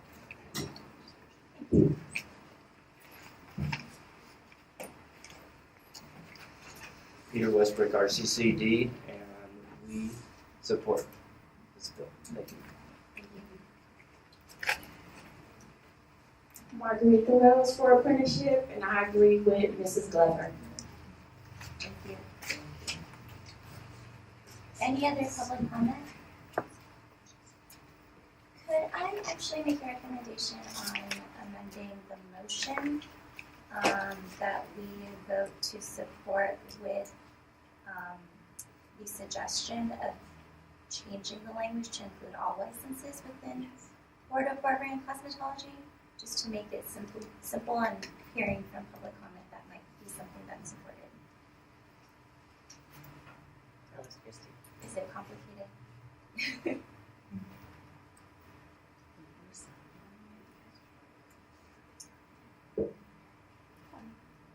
You're okay with it? Okay. And so going back to the motion and the second, then I would ask that it be amended. I will consider that after I ask my question. Yes. Okay. I'm just kind of curious. So this bill will allow us to allow for externships. They are unpaid externships. Am I correct? Are we? I mean, I think it's a good idea to provide externship. I'm just wondering, are we providing free labor for people that might not, eventually we might want to say, hey, they think they should earn a minimum wage. And then the people who are getting the externs are going to say, I don't want to pay these people. Thank you. I'm going to answer that because I'm a salon owner of 4 locations with, I do have the externs come in. It's limited of what they can do. So a lot of times they just stand and shadow a service provider. You know, it's not like where you have them in So there. they're not doing the job of somebody. Correct. They're not cutting hair and just they're not supposed to. But Yeah. I'm not saying that there's not people out there who probably take advantage of that. But from my understanding from the board, we've never had any problem with citations or fines or something along that nature. And because it's usually good schools and salon owners who are having that relationship together.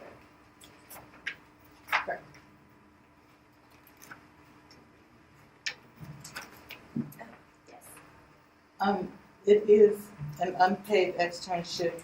The number of hours a week that they can work right now is limited to 8, and they can do services in the salon, but they are not allowed to take the place of a paid employee. It's in our opinion, it is not free labor. It's giving the students the opportunity to have hands-on learning in a professional environment. So I will accept your amendments to my motion. I just want to point out there have been other industries where this has turned into free labor and something that, where I work, we fought to change unsuccessfully so far.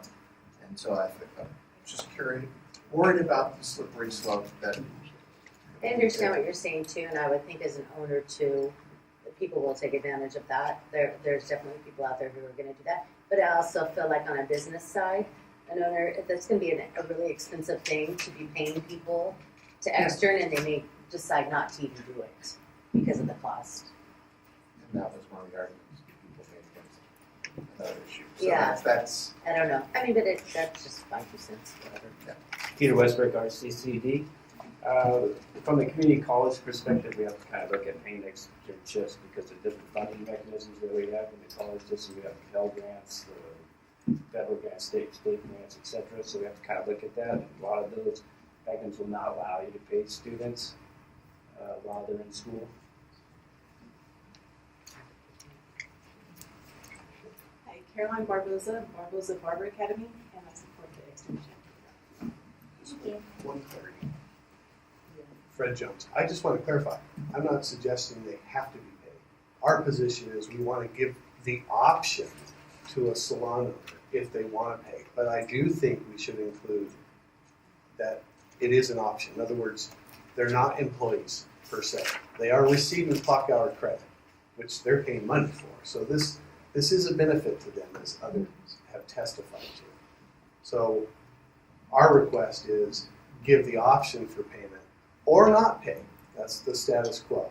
So they won't necessarily be required to be treated as employees per se. Give me an option to pay or choose not to. Well, right now they don't have the buy option. something at a store or not. Yeah. Just think it. I Vague. just think. It's just. Well, I just wanted to express my concern of this. Yeah. This slippery slope thing. Yeah. There's a cost to. I mean, community colleges are affordable as opposed to private post-secondary. Yeah. I don't want them to take advantage of, we're raking in this money, we're farming out our responsibility to externships, and someone who's paying for that and having to maintain another job and do an externship, it can get burdensome. So just something to consider. But I still will amend my motion to reflect Lisa's modifications, if she can remember what they were. Patty Glover, Citrus College. We have to remember too that the externship program is still controlled by the school, and the number of hours the students can work is limited, and they get their clock hours as well as their operations, and it's voluntary. It's not part of the curriculum itself. It's not required. It's voluntary on the part of the student and the salon owners. So Thank you. One more. Peter Westbrook, RCCD. We do share your concern of this becoming a shampooer's heaven. And so I think some guidelines might be appropriate. Okay, thank you. So there is a. Can I just ask a question? What role does the board play in terms of jurisdiction over this? in the actual registering of the externs, it's very minimal. In the enforcement, if we go in for an inspection and there's externs there, they would be treated as if, they would be, externs have to wear identification, I believe, and so then it's treated just as we would any other person. And how about this part about being in good standing? Whose job is it to sort of figure out whether the establishment is in good standing? School? Yeah. Schools. There's a criteria. Okay, so we do have a revised motion on the floor to support if amended to include all licensees under the Board of Barbering and Cosmetology's purview. So can I move to a vote? I have Polly seconding that. Is that right? Sure. And you're okay with the amendment? The question I have though, when I read the bill right now, it appears that everyone's covered under the board's broad licensing. So I thought the same thing. So I had to ask Tammy for clarification, and it does specifically, where was it at? It does specifically talk about cosmetology, enrolled in cosmetology, and enrolled in barbering. Knocks out nails. Perfect. So great. So revised motion on the floor and second agrees. I agree. I Okay. second. Great. I don't think I need to reopen for public comment. Great. So I can take a vote. All right, let's get started. I'll start with Bobby, please. Bobby Anderson, yes. Fingerprinting, yes. Molly Cardenas, yes. Coco Lachine, yes. Lisa Tom, yes. Jackie Croucher, yes. Steve Leach, yes. All right, our next bill is a big one. AB 2138 changes how we do denials of applications, revocations, and suspensions of licenses. So this bill does a lot of things, and I'm just going to briefly highlight some of the important aspects that it does. It requires the board to follow certain procedures when requesting action on an applicant's criminal history information. It authorizes us to deny and revoke licenses because of convictions that have been done within the previous 5 years. It prohibits a board from denying a person if their record has been dismissed or expunged. And let me just make a statement that this bill applies to every board within the Department of Consumer Affairs. It requires us to find that a person shows rehabilitation. It prohibits us from denying a license based on an applicant's failure to disclose that fact on their application. It repeals the board's authorization to suspend a license if a licensee is not in compliance with child support order or judgment. It authorizes the board to, after a specified hearing requested by the applicant, to take various actions that include the authority to grant a license and immediately issue a public approval. It requires the board to develop the following types of criteria for establishing if a crime is directly related, imposition of probationary conditions, and criteria to evaluate rehabilitation. It prohibits a board from taking disciplinary action against a licensee for professional misconduct if the licensee has completed certain diversion programs, which mostly apply to different boards than us since we don't have diversion. It limits probationary terms and restrictions placed on licensees by the board to 2 years. In other words, that limits us to how long we can place people on probation.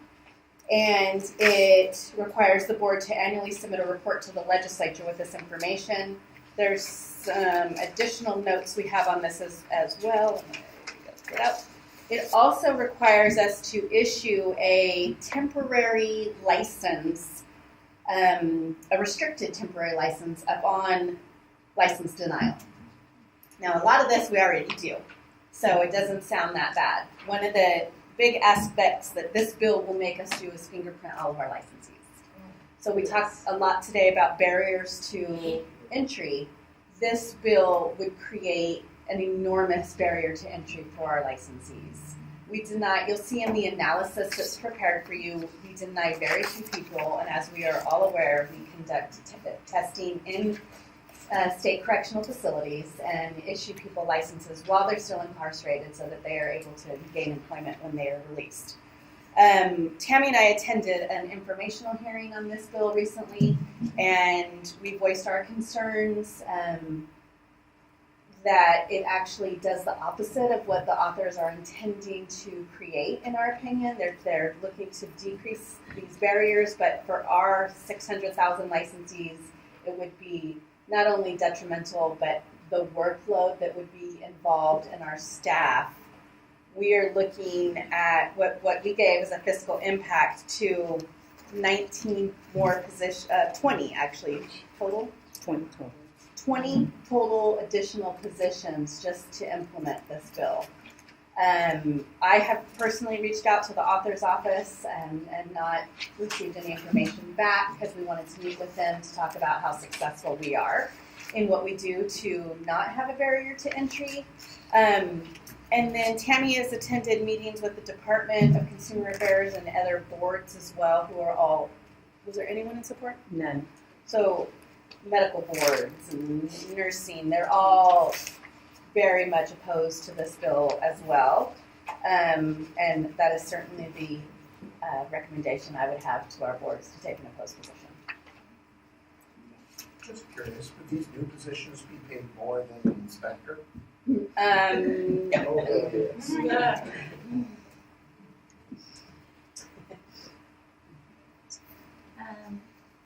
I think the intention of the bill was right, but I think our board has always been very friendly to the issue that this bill is trying to address, and it is really concerning that it would do the opposite of its intention. So I would like to move to oppose. I'll second that motion. There's no board discussion. I'll open for public comment. Sorry, I'm up here so often. Fred Jones, Professional Beauty Federation, California.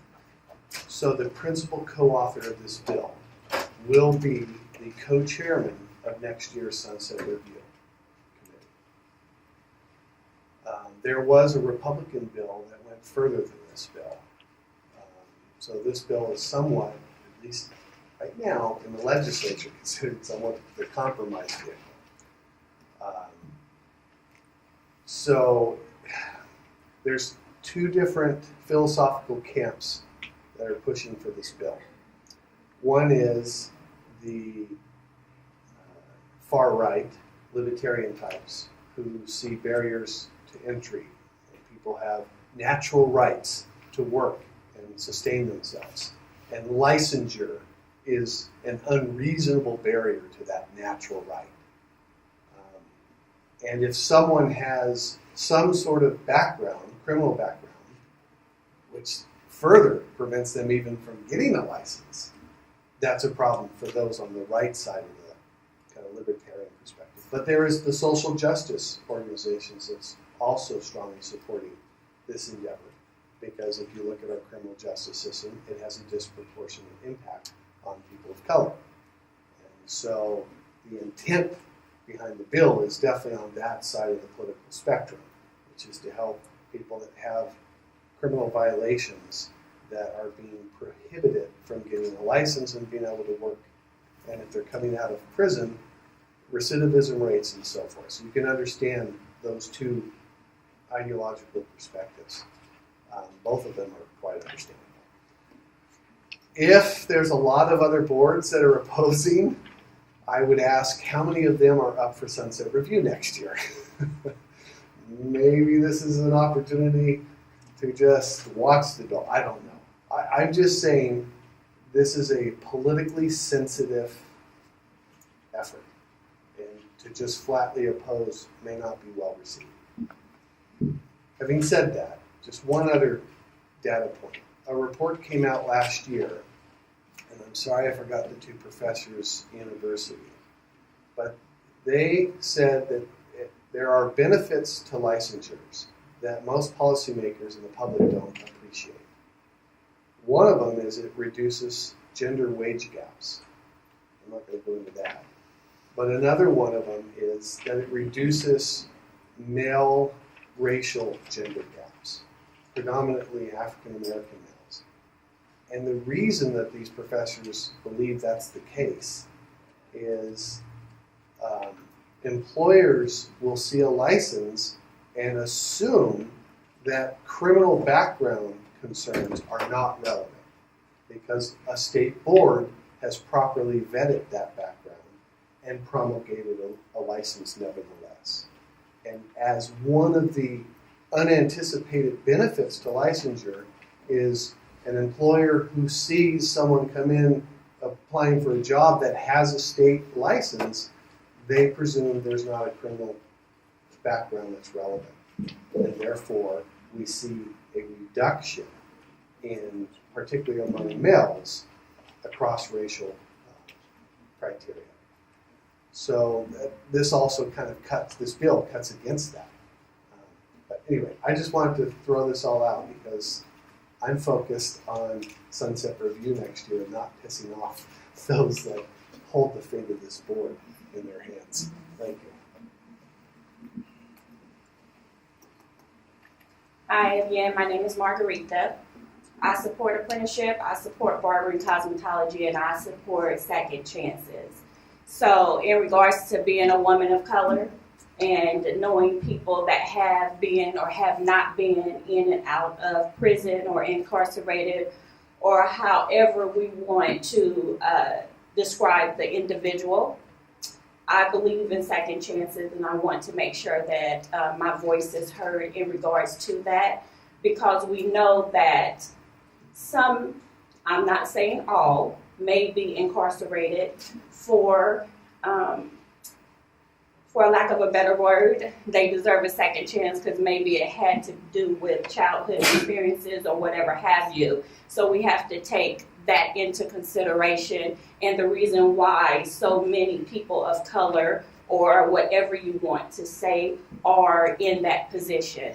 No excuse for anyone doing anything wrong, yet I do believe in second chances. Thank you.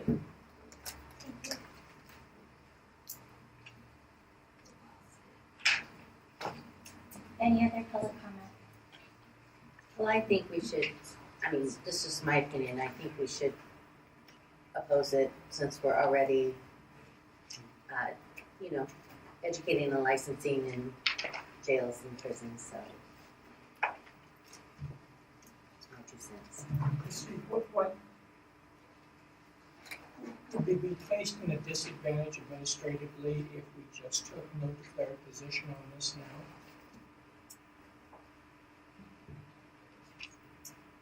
I think so. Tammy and I have had many conversations because we know who the authors of the bill are, and that I will be sitting in front of them with one of you or two of you next year. But it's so bad for our industry that we tried to come up with an amendment. We would like to be exempted from the bill altogether. That was our direction that we gave to the staff at the hearing that we went to. And I totally understand Mr. Jones' standpoint, but to me it's a risk we take. I think it's terrible for our industry.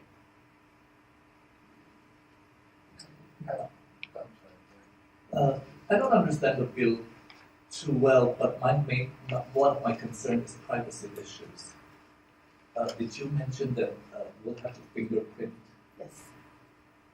We are one of the few boards in the Department of Consumer Affairs, and we might be the only board that does not fingerprint.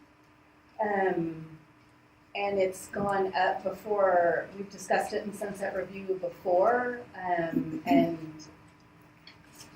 we're told we will not be fingerprinting, so this is a new direction. Because to fingerprint, when you go through the process of doing the formal fingerprints, then you get all the subsequents. And so that's where this workload comes in, is now we have to hire staff to look at subsequents. We're going to actually potentially end up denying people or putting people on probations or this temporary type of license that we wouldn't have in the first place. So that's a huge concern for us. What is the timing of the bill? There's no extended implementation date on this bill, so if it were to be signed by the governor, it would be effective January 1. However, that was brought up, again, I believe every board is strongly opposing this bill. But it was brought up also that if it does proceed, that there needs to be a delayed implementation built into it. So my question is, there is a movement, or there may be some legislation happening that was talking about not having ex-offenders check the box that they are an ex-offender when they apply for a job. And then it's up to the ex-offender. You can ask them the question, have they been convicted of anything? And I'm in that state of mind, because I believe in second chances too. So would this bill be in concert with that particular mindset? Yeah, they actually, when we went to the hearing, the author's office said that that was part of the driving force, the ban the box for employment applications. Legislation that passed a little while ago was one of the driving forces. But they mentioned that they didn't have the data to support. So we came forward with ours that we have such a low percentage of denial rate based on criminal conviction that there's not a perceived problem. So the boards collectively feel like it should be reported during the sunset review process so that the legislator can look at the offending boards to see who is denying or not offering second chances based on criminal convictions, instead of doing a blanket law like this that would impact us workload financially. You know, they are hoping that if anything, it gets stripped down to a data reporting bill so that they can gather the information to know, okay, where is the problem? Because the big boards, us, contractors, they're not denying licenses based on convictions. The percent, if you get a denial from our board, it's a heinous reason. It's not, just because you serve time in prison. One of the things we brought up also at the hearing was that we have cooperated with schools in that we have a process that we will allow a student to submit their information prior to enrolling in school, because we were finding a student might enroll in school, pay their tuition, go through the entire process, and then get denied at the end of all of that. So schools will usually contact us, or the applicant will contact us, and we've got a form for them that they can submit ahead of even enrolling in school. So we brought that up because we thought we were the model agency, and we did get the comment that we're the poster child for working with the Department of Corrections. But again, the bill's too risky in my opinion.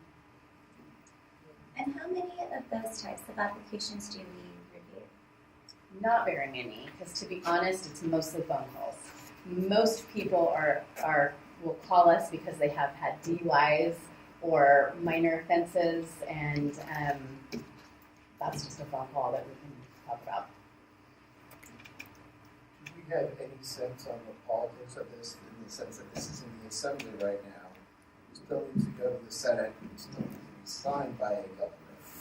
Any sense that it might die along the way, and therefore we don't necessarily have to charge up this hill? Or well, you have 31 other boards that potentially are going to oppose this. It's hard to say. We didn't think one of the bills we're going to be talking about in a minute would get through a Senate, so. Wasn't sure if you've heard anything from any other legislative bodies, et cetera, saying something we'll watch on it. That might be the political thing to do for sunset review, knowing that it would die. But there's no guarantee. Right. in thinking through, what feels right, I strongly believe in second chances, which is actually why I'm really against pieces of this bill, because the fingerprinting is really concerning. I know that for our board we've had, a bit of, I think, fear with some of the unlicensed population who formerly did not apply, thinking that if they were undocumented, that they could not apply. So we do have that population as well within our board. So to fingerprint any of those folks and having them added to Department of Justice's database and opening up our licensees to basically being tagged as undocumented in our system during this time is very scary to me. Like, in terms of protecting our licensees, I think the right thing to do is to actually oppose this bill. That may not get through to the legislators, and they may think that we're opposing for other reasons, but the fingerprinting issue is really scary to me because we do have a lot of folks who come through this industry as a second chance. That is something that our industry does provide. So, support if amended and basically redline out all the fingerprinting can we do that? part, or Would you want to? I don't know. It's true. I personally think we should just be strong and say no. I mean, sometimes in life you gotta do that, Right. just my opinion. We have a motion on the floor, so Do you have a motion? I accept the motion to oppose. So we can go through vote and see where we land. How does that sound? All right, so I'm gonna start on my right, Bobby. Okay, I vote to oppose the I'll support the motion. I support the motion, which is to oppose. Thank you. Yeah. Chloe Cornez votes yes to oppose. Yes. Kokula Shin, yes. Lisa Tong, yes. Jackie Crabtree, yes. Steve Weeks. Yes. Wow. Thank you.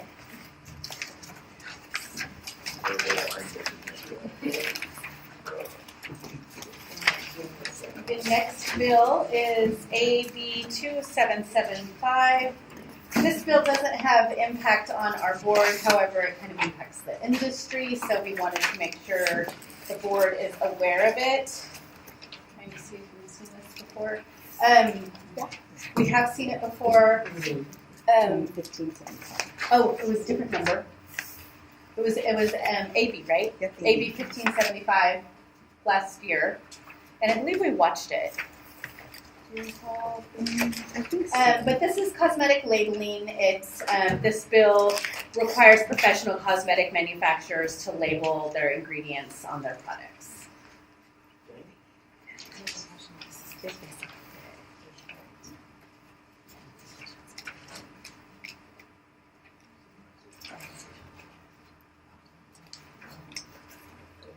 And there's no changes to this legislation from the previous version?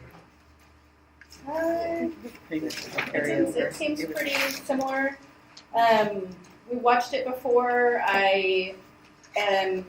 You'll see that we do have a recommendation if the board were to take a position that they don't define electrology as professional in the bill, so we would want to add that if the board wanted to take a position. My personal recommendation would be a watch position on this bill. Let me ask you a question. Yes. Why just watch if you want to make that change, or if you don't want to die on that? I think it's up to Ward. I don't. It's up to us, but I'm seeking your opinion. You can support it if it doesn't impact us at all. So So that's why you should. Yeah. Okay. Any impact on inspections? No. Manufacturers. I mean, it's a good, it's a good bill for our industry because it's been an issue that we've had for some time. The ingredients aren't labeled on professional products, so.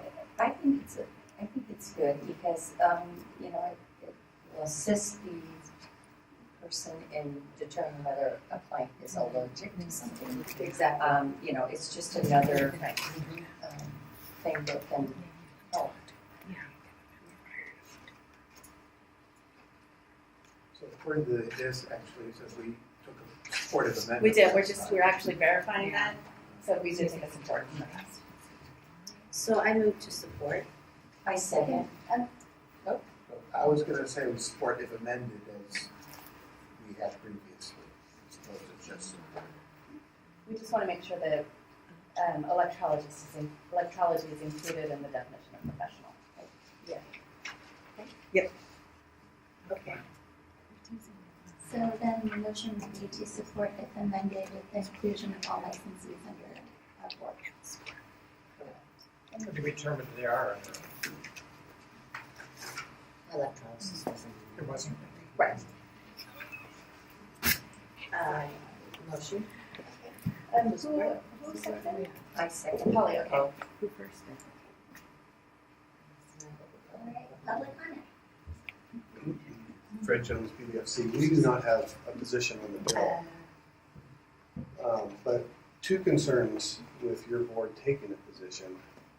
One is, as Ms. Underwood said, it's kind of beyond the scope of the board. Doesn't mean you can't take a position, but I just re-highlighted that point. The other is the potential costs to the manufacturers who, the difference between a professional like Polly and me who can just buy something over the counter is she gets a safety data sheet that has more than just labeling. It's instructions of use, and, if you have to dilute it, percentages, and so forth. This bill says nothing about that and doesn't acknowledge that in our industry professionals receive those SDSs.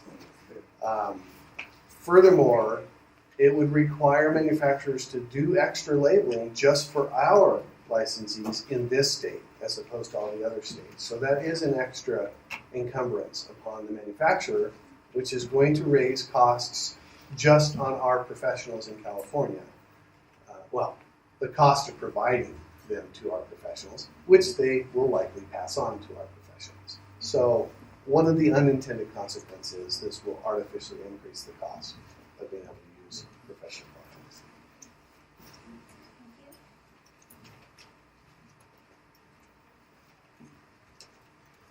Wendy Cochran, California Aesthetic Alliance.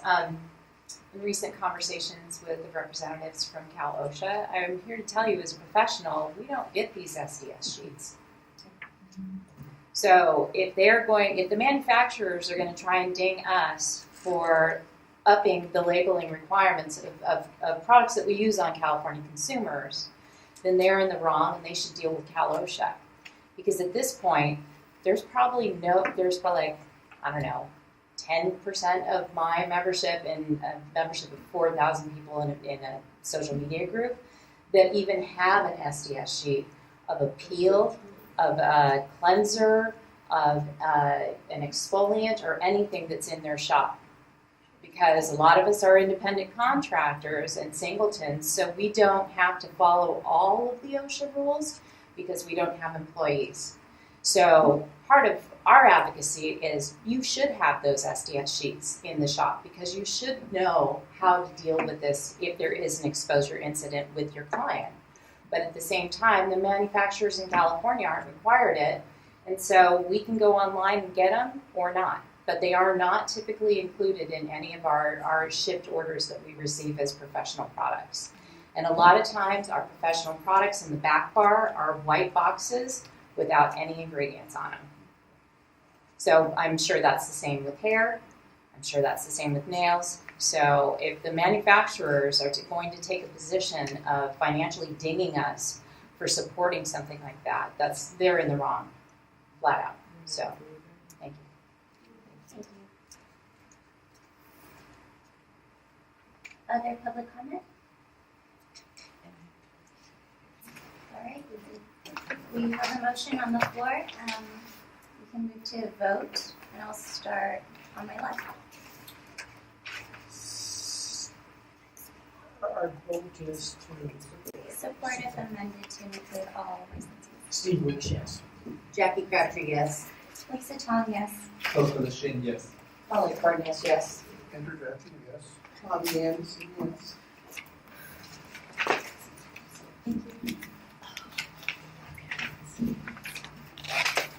Okay, the next bill is SB 9, sorry, getting ahead of myself. Next bill is SB 715, and this bill adds failure to attend board meetings for the justification for removal of an appointed board member by the governor. So this bill's been around for a little while, April 25th, 2017. That's when it was last amended. And we have seen this bill before, but it doesn't look like we declared a position. Nope.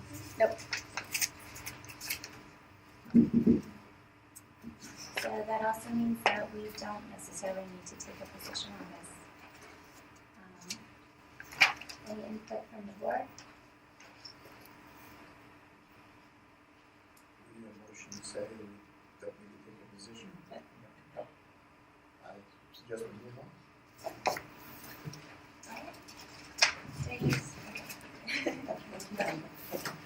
Next bill is SB 984. This bill requires the composition of state boards to have a specified number of women members based on the total number of board members. The board would be required to be comprised of a minimum ratio of 40% women, and requires the Office of the Governor to collect and release the aggregate demographic data provided by the member applicants. We already need it. But I guess my question is, so how would it be apportioned out? If the Assembly and the Senate appointed males, that means the governor just has to appoint all females kind of a thing? Or does it require the Assembly and Senate to appoint by gender based also? That's how it's Yeah. Have to look at each other. You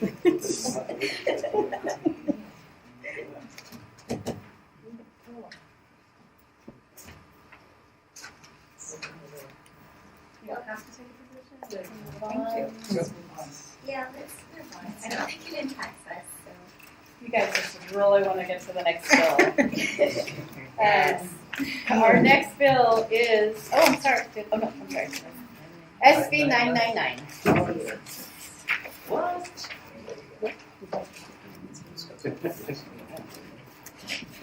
This bill is to change the scope of practice of barbering and cosmetology. It removes hairstyling of all textures of hair by standard methods that are current at the time of hairstyling from the practice of barbering, and it removes the practice of cleansing, beautifying the hair from any person of the practice of cosmetology. It exempts the practice of arranging, beautifying, cleansing, curling, dressing, shampooing, or waving of the hair of any person from the from the practice of barbering and cosmetology. We have an extensive analysis in your packets of many, many reasons why we should not have this bill. This bill did pass, as was mentioned earlier, through our Senate Business and Professions Committee. And it is in appropriations right now on the suspense folder. We did submit this analysis to we work with the Department of Consumer Affairs, and this analysis was submitted to the Appropriations Committee. Unfortunately, there's some things that got lost in translation that we noticed in the committee's analysis, but the department and our office were definitely on the same page with the fiscal impact that we submitted. One of the big impacts on this, of it just existing, but one of the highlights of one of the cost impacts is the fact that in cosmetology, this is a core area of the examination for the national exam. So you can't just remove a core area of the national examination and still provide the national examination. We're going to lose potential reciprocity. We're going to lose the national examination, and it's a big chunk. And the sponsors of this bill have argued about shampooing. We shampoo every day at home. I know I'm not saying anything new to some of our licensees, but as mentioned earlier, this is where you see some of the most skin issues is in the shampooing aspect. I'm going to share yours. And disease. And lice. disease. Tammy is a cosmetologist, and that's where you're going to find lice. So while it is a aspect of the scope of practice that, yes, if you took a standalone, doesn't seem to be that important to some of these people who are supporting this. It's obvious. It's the full scope of practice that people are licensed to do. You're going into a salon. You're paying somebody to put their hands on you. They should know what they're doing. So aside from those issues alone, it's the breaking up of our scope of practice that obviously we certainly don't agree with, but would open up to board discussion. We'll have a lot. When you say so it was approved, now it's in suspense? Yes. What's that mean? It's I very actually- difficult to explain. Hold on, I'm going to get this from you all first before we open it to the I was just going to explain suspense. Oh. Okay. I have Any the bill that definition, costs but- more than $150,000 goes to a suspense file. Typically, the author will waive presentation if it's going to go to suspense. Suspense file is taken up either the day of or a day before the fiscal committee deadline, which is this coming Friday, May 25th. So they'll probably have their hearing Wednesday or Thursday, the 23rd or 24th. Because authors tend to waive presentation, it means the suspense file, all these bills, because you can barely print a bill for under $150,000. It's a really low threshold. But the hearing itself goes very quickly. The committee chair will say A roll call, which is Republicans and Democrats both supporting. B roll call, party line, and that's how they do it. Next bill, next bill. It's really quick. So when it goes, so say this passes through suspense, then where does it go? It goes to the floor, and then it would repeat the process in the assembly. And then if they pass it, then it goes to the government. Okay, we got this. Any sense of why? I mean, the bill was introduced by a Republican. The committee is majority Democrat. Did they give any indications on why they were passing this bill? It was an interesting hearing. Some of our audience members that I'm sure will talk more in public comment. But we had a couple people that did attend and did an incredible job. I have it on video, I can share with you. They did a great job in testifying against this bill, and some of the members on the committee had incredible questions.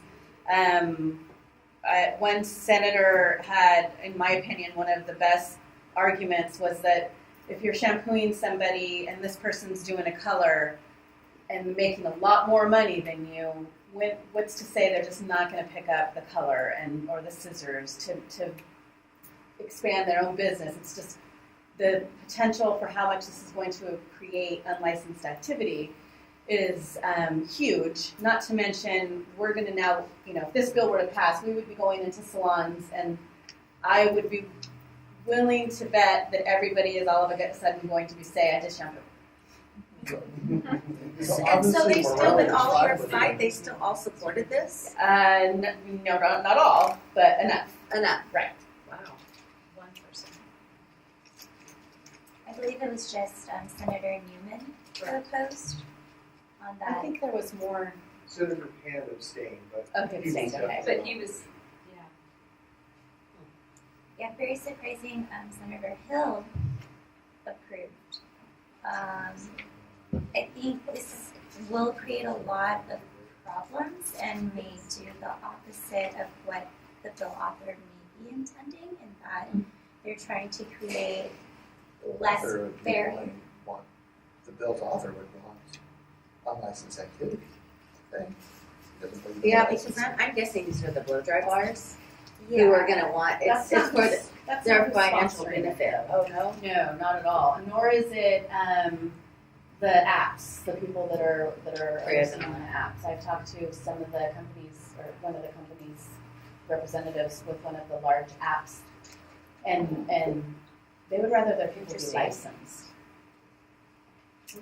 I think what this might end up doing Yeah. is impacting the wages in general. I think if you are licensed, you will have a better chance of a higher income. So I don't understand their argument about it being, lowering the threshold to enter the industry when these are not going to be good jobs in the first place. Right. So I don't know if anybody's made that argument to them at all. Just very problematic.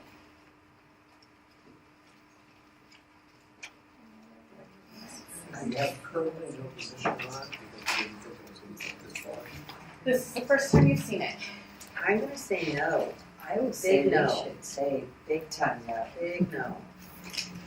Can we, in our resolution to oppose, can we say more in our resolution Oh, than yes. just to oppose? Can we state specific Oh, reasons? yes. I got a possible idea. Go for Okay. it, Steve. Does it include expletives? I struck those out already. I would move that the Board of Barbering and Cosmetology strongly oppose Senate Bill 999 on the basis of significant health and safety risks to consumers, licensing and examination concerns, national implications on the recognition of California licensing and the elimination of national reciprocity, making public safety inspections ineffective, and the negative effect on the California economy and the detrimental effect on licensee wages and business income. I would second that. You did speak about deregulation in that? License elimination, not specifically. How we could word that, like, it could be, moving towards the, I don't know if that would support our argument. I think focusing on consumer impact and economic Sure, and impact. especially with the analysis you have of results too, financial impact and the consumer impact of safety. Okay, so we have a motion. Oh, Lisa seconded it. I did. Okay, so we'll open for public comment.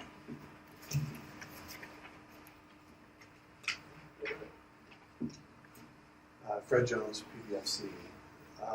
I was slack-jawed when this bill got out.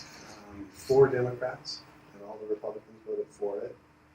One of the Democrats abstained that was clearly opposed, and then one of the Democrats opposed. And just to put it in perspective why I was so slack-jawed, the sponsors of this bill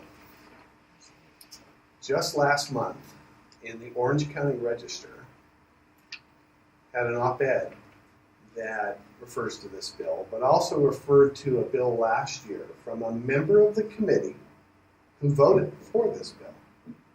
Her bill was to go after unlicensed activity, the underground economy.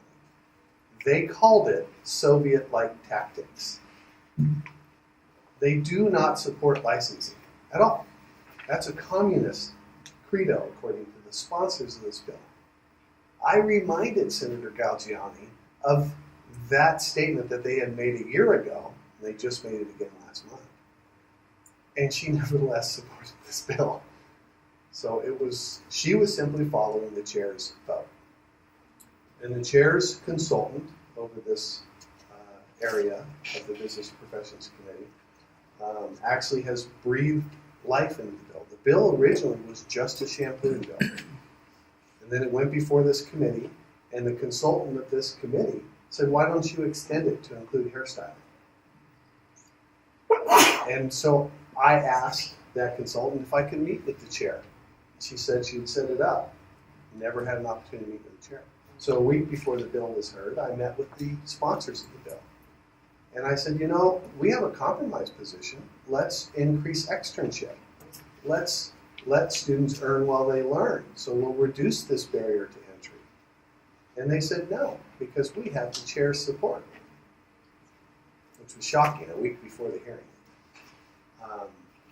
And sure as shooting, after Wendy and I made, I think, a fairly articulate presentation of all of the problems with this bill, and after we had a back and forth soliloquy with two of the Democrat members, I thought the bill was going to be held. And then they had the vote and went out 6-1. So since that moment, I have realized this is a very serious threat to our industry. Before that vote, it was a backbench Republican member. After that vote, it was the chair of the B&P committee, who also will chair the Sunset Review Committee next year. So if we don't get a message from that, we're not doing our jobs. And what is the message? Well, we have to look at every one of our regulations, all of our barriers to entry, and see what we can do collectively as an industry and as a board to decrease artificial and arbitrary barriers if we think they are artificial and not relevant to consumer safety, and look for creative means of removing some of the steam that's being built up. There's a reason, by the way, externship was limited to just private beauty schools. Do you know why? Well, members of my board of directors, long before my association was created in 1999, sponsored the externship bill. The reason is because community colleges opposed it. They said that it was a shampooing heaven for employers looking for free help. And so the private beauty schools who were sponsoring the bill said, fine, we'll just carve out an exception. Community colleges, you don't have to deal with it. And that placated and neutralized their opposition. Those days are past. You and us as an industry need to come up with creative, proactive ways of getting kids to get to work and start making a living. If we have only 29% of Spanish test takers being able to go to work legally, you better correct that. And have these theoretical conversations about health and safety implications and so forth. Everything's on the line. Your board's existence, you could be sunsetted next year. The license that my professionals hold could go away. And make no mistake, SB 999, Lisa, is simply a backdoor way to deregulate our industry. They knew they couldn't go directly, so they're just going to pick us apart, scope by scope. And there's a precedent for that. We've already lost hair braiding, and some could say traction alopecia, and a dramatic increase in female African American hair is a direct result of that. We've lost hair threading. There's hair threading salons now. There's hair braiding salons. Inspectors don't go in there. What's happening in those salons? So this has lots of problems. We can all understand the problems, but we also need to come up with some proactive solutions. And my association, for one, at least believes that dramatically increasing externships is one of the potential solutions.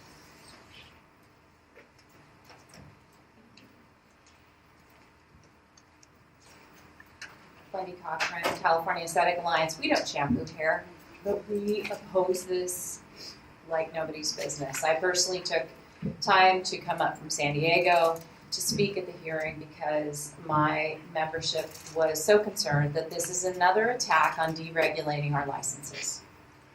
It is openly an attack on deregulating our licenses. And their witness and example was a freelance hairstylist that goes to people's homes and styles people's hair. That was who they used as justification for why this should be allowed. Well, we all know that that's practicing out of scope because she was not registering those appointments that she made in a brick and mortar salon, and she is working out of scope, and that was their license. The legislature, the lawmakers do not understand the number of people that are out there working out of compliance for the scope of practice of the Board of Barbering and Cosmetology. They have no exposure to how much illegal activity is in the marketplace. And so we really need to work towards educating them about that, and that we are serious about public safety, because if the board's whole emphasis is that this is, advocating for the public safety as it is in regard to the licensees that you represent, this is not a safe bill whatsoever. And their example was a witness that was called in, that was a freelance hairstylist that runs around to people's homes or wherever she wants to go and does people's hair for them. And that's wrong. So, thank you. Any other public comments? Okay, if not, we can move to a vote. Can I ask one quick question? So Senator Hill is chair of this committee, correct? Am I right? He's the chair of Senate Business and Professions. Yes. Since we didn't hear anything prior to this vote, have you heard anything post this vote on why he was supportive of this? Have we inquired with any maybe former board members to see if they have a personal relationship that they might be able to inquire? Wise idea to maybe consider that. Okay, let's take a look. Well, I also have another question. Do we know if those who are in opposition to this had been getting their membership to call some of the elected officials who are making these decisions? Has there been any movement on that front? I understand that we as a board will make decisions, but ultimately it sounds like these electeds need to hear from a lot of our licensees about how they feel, because it doesn't seem like they get it. And it's one thing for that message to come from us, but it is an entirely different matter to be hearing from constituents within their district and across the state. So there's been a lot of emails that I've received on it from everybody, and I've sent it out to my staff and on all my forums and stuff to try to get the word out. I mean, our industry takes a minute for everybody to get it, but is it on the, can you put that on the We'll put our website? position out. We will make our position known. Yeah. We get calls and we recommend people contact their local assembly member, senator, or the author's office. all right, do you want to take a vote on this? No further questions? Okay, I'll start on my right. I'm sorry.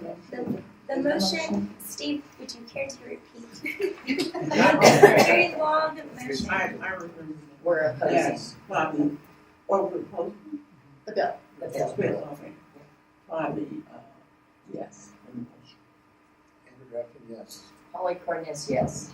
Dr. Lasheen, yes. Lisa Tong, yes. Jackie Crabtree, yes. Steve Leach, yes. I do have a question that is related, but I'm not sure if right now is the right time to discuss this. And seeing some legislation come through and understanding we're up for sunset review next year, it seems like barriers to entry for this industry are a huge concern for some of these folks. Would it make sense for us to convene a working group on this? Would it be a bad idea?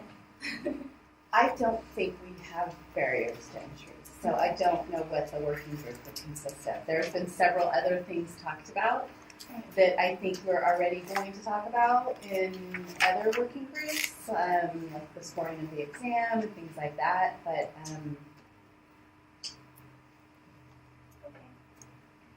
Just a question. Thanks.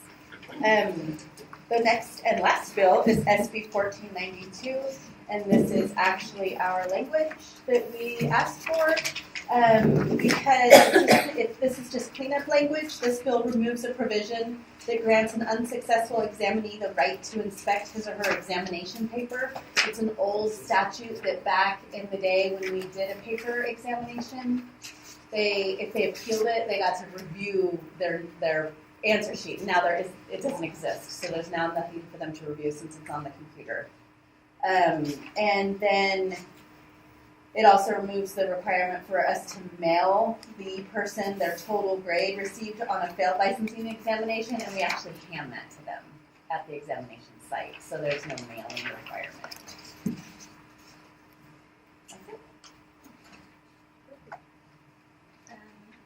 Would we like to take a position on this? Do we need to? We should. I would like the board to take a support position. Okay. I will move that we support this, take a support position. Second. Okay. Open for public comment.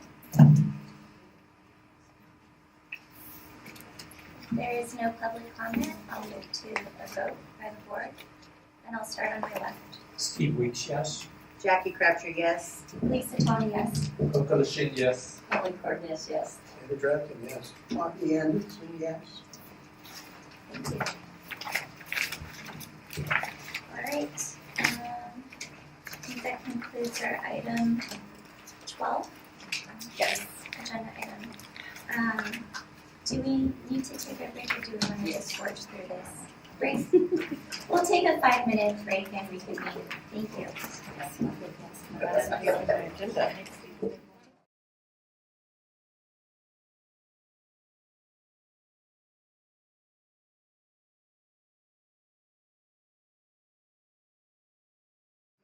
Okay, reconvening and picking up on agenda item number 13, proposed regulations.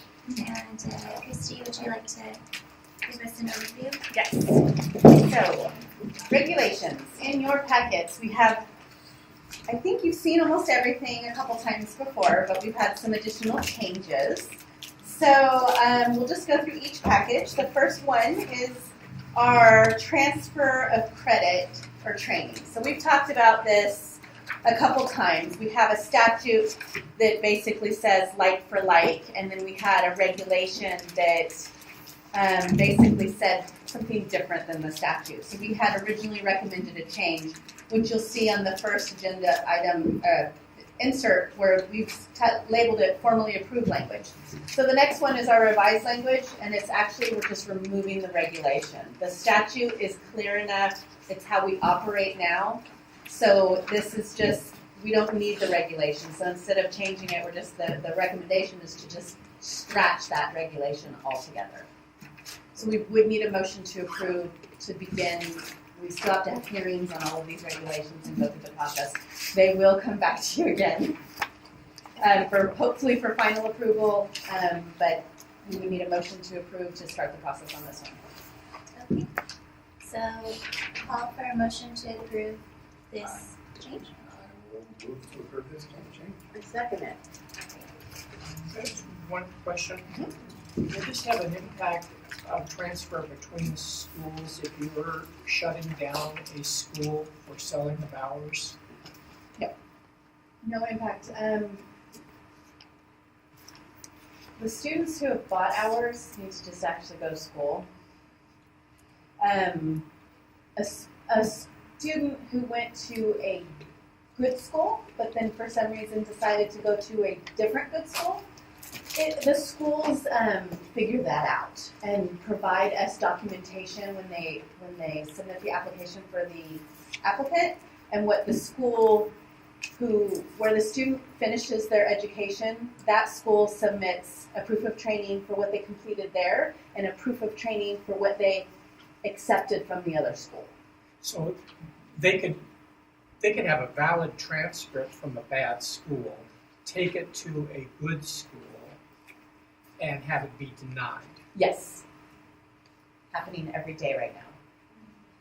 Because just the school situation is very much public.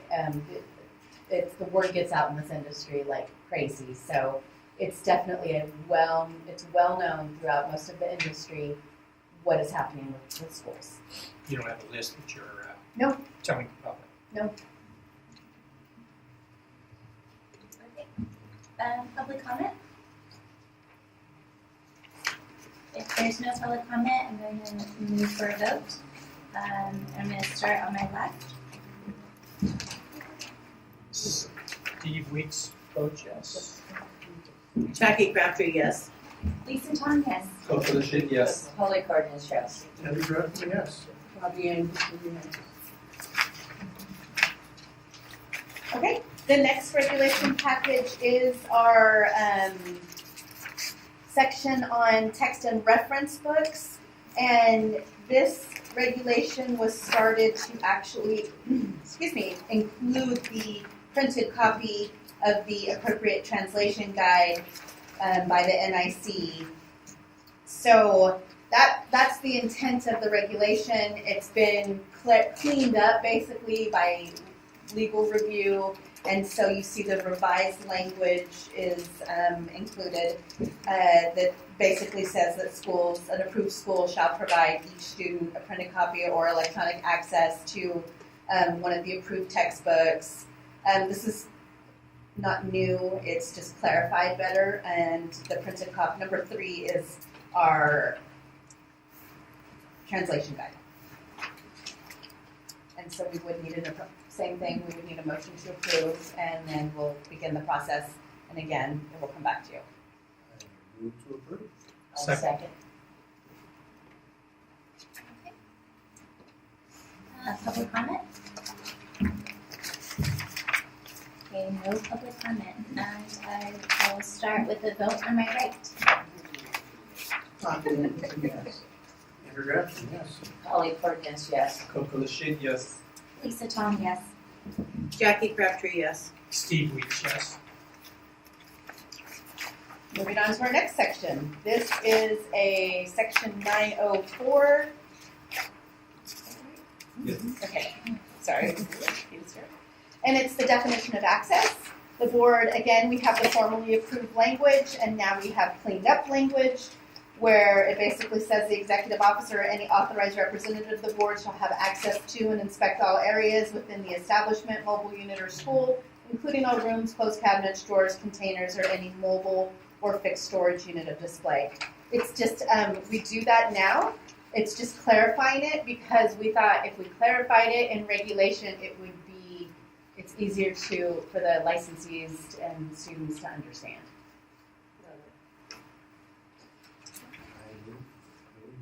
Second. Public comment? There's no public comment, so I will start with a vote on my left. Steve Weeks, yes. Jackie Crabtree, yes. Lisa Tom, yes. Coalition, yes. Holly Cardenas, yes. Andrew Grafton, yes. Bobby Anderson, yes. Okay, the next item is a little bit bigger.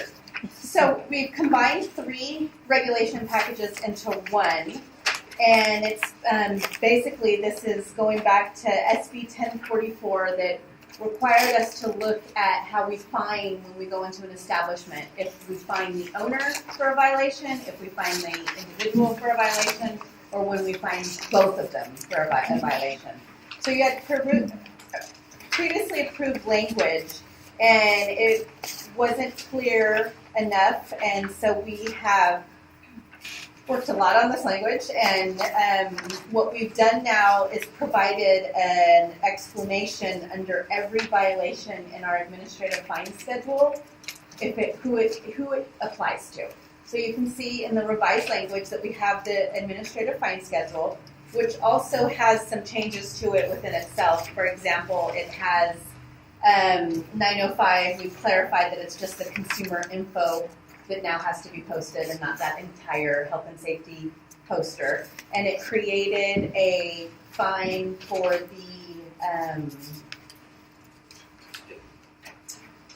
what is the word I'm looking for? Not workplace, DIR information that has to be posted in the backs of salons that we're responsible for fining if it's not posted. So that was where we combined those 2 regulations. And then at the end of this fine schedule of the new language is our installment payment plan, which is what allows us to make, this is language that you've previously seen and previously approved. So really the major change that's coming to you today is this definition under each one of our violations of when we fine who. Nothing impactful of a new nature in this. No, just making it very clear. It's always good. All right, I move to approve. Second. Public comment? There's no public comment, so Just two quick questions. So, are we adding the fines for the employing unlicensed person's expired license? Is that why that's underlined? Where are you looking? And I don't know if I'm looking at it, but it could be up. It's 7349. If that makes no sense. on page Yes, 2. 7349, page 2. So that is one of the new fines that the board had previously approved to make it a lower previously, fine. okay. Yeah. And it lowered it for an expired license to show the difference between somebody who forgot to renew their license is different than somebody who is knowingly going in and working their license. It was underlined, so that's why I was just Yes. curious. And so, same thing with 7404, the raising of the fine for interference with inspection. Correct. Okay. No further questions. What are the other processes after today? I'm sorry? For this to take effect? Oh. It will, if the board approves it today, we will submit an initial statement of reasons to the department for review, where we basically, did I just the department first, right? To DCA. To DCA. The initial statement of reasons is our explanation for all the changes. So we have a huge document now that's actually explaining every one of these changes. And then once that approved, we can publicly notice the hearing. So a notice goes out to everyone on our interested parties list, and we post it on the website. After, I think, 45 days, we hold a public hearing just specifically to take comments, or we take them in writing during a public comment period. Then we take those comments into consideration and come back to the board with those comments or for final approval of the We regulation. still have to do one more round. Yep. All right, are we ready to do a vote?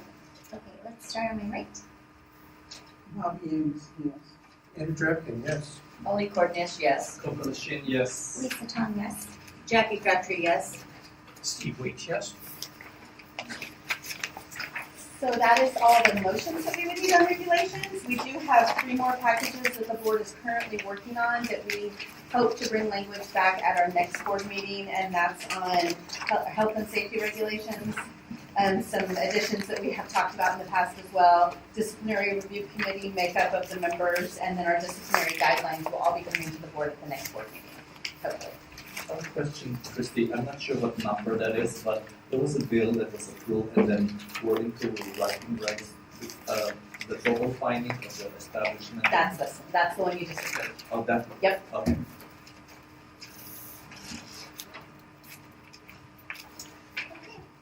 So moving on to number 14, agenda items for the next meeting. Anybody would like to suggest items?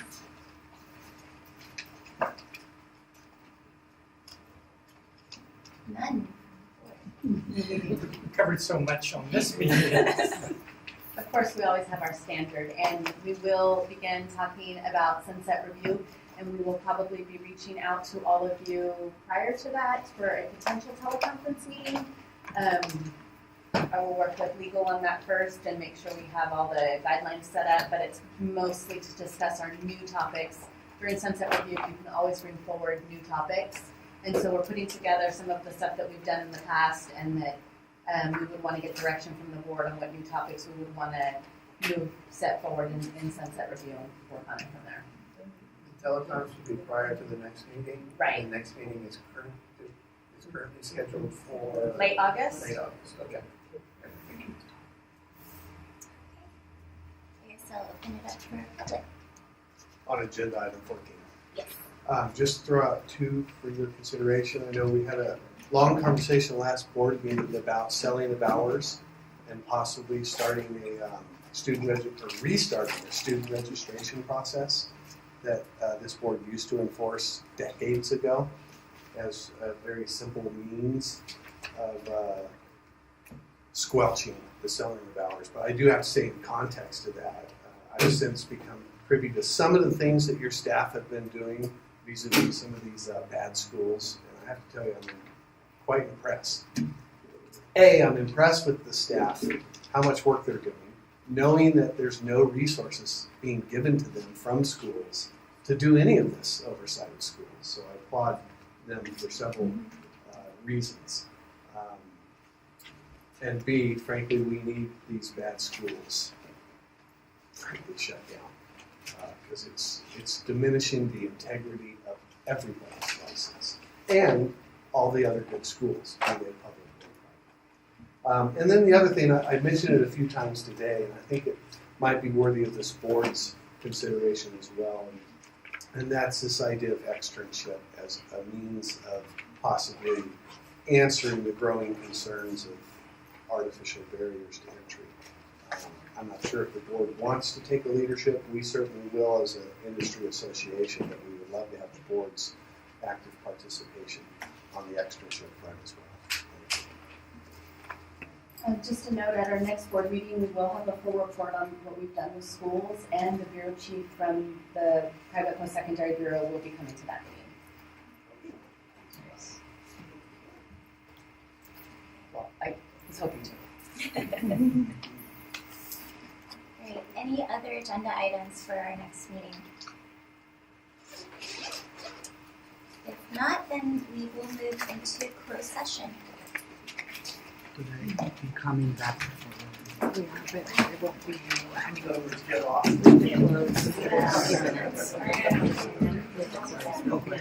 Okay. I just want to make sure.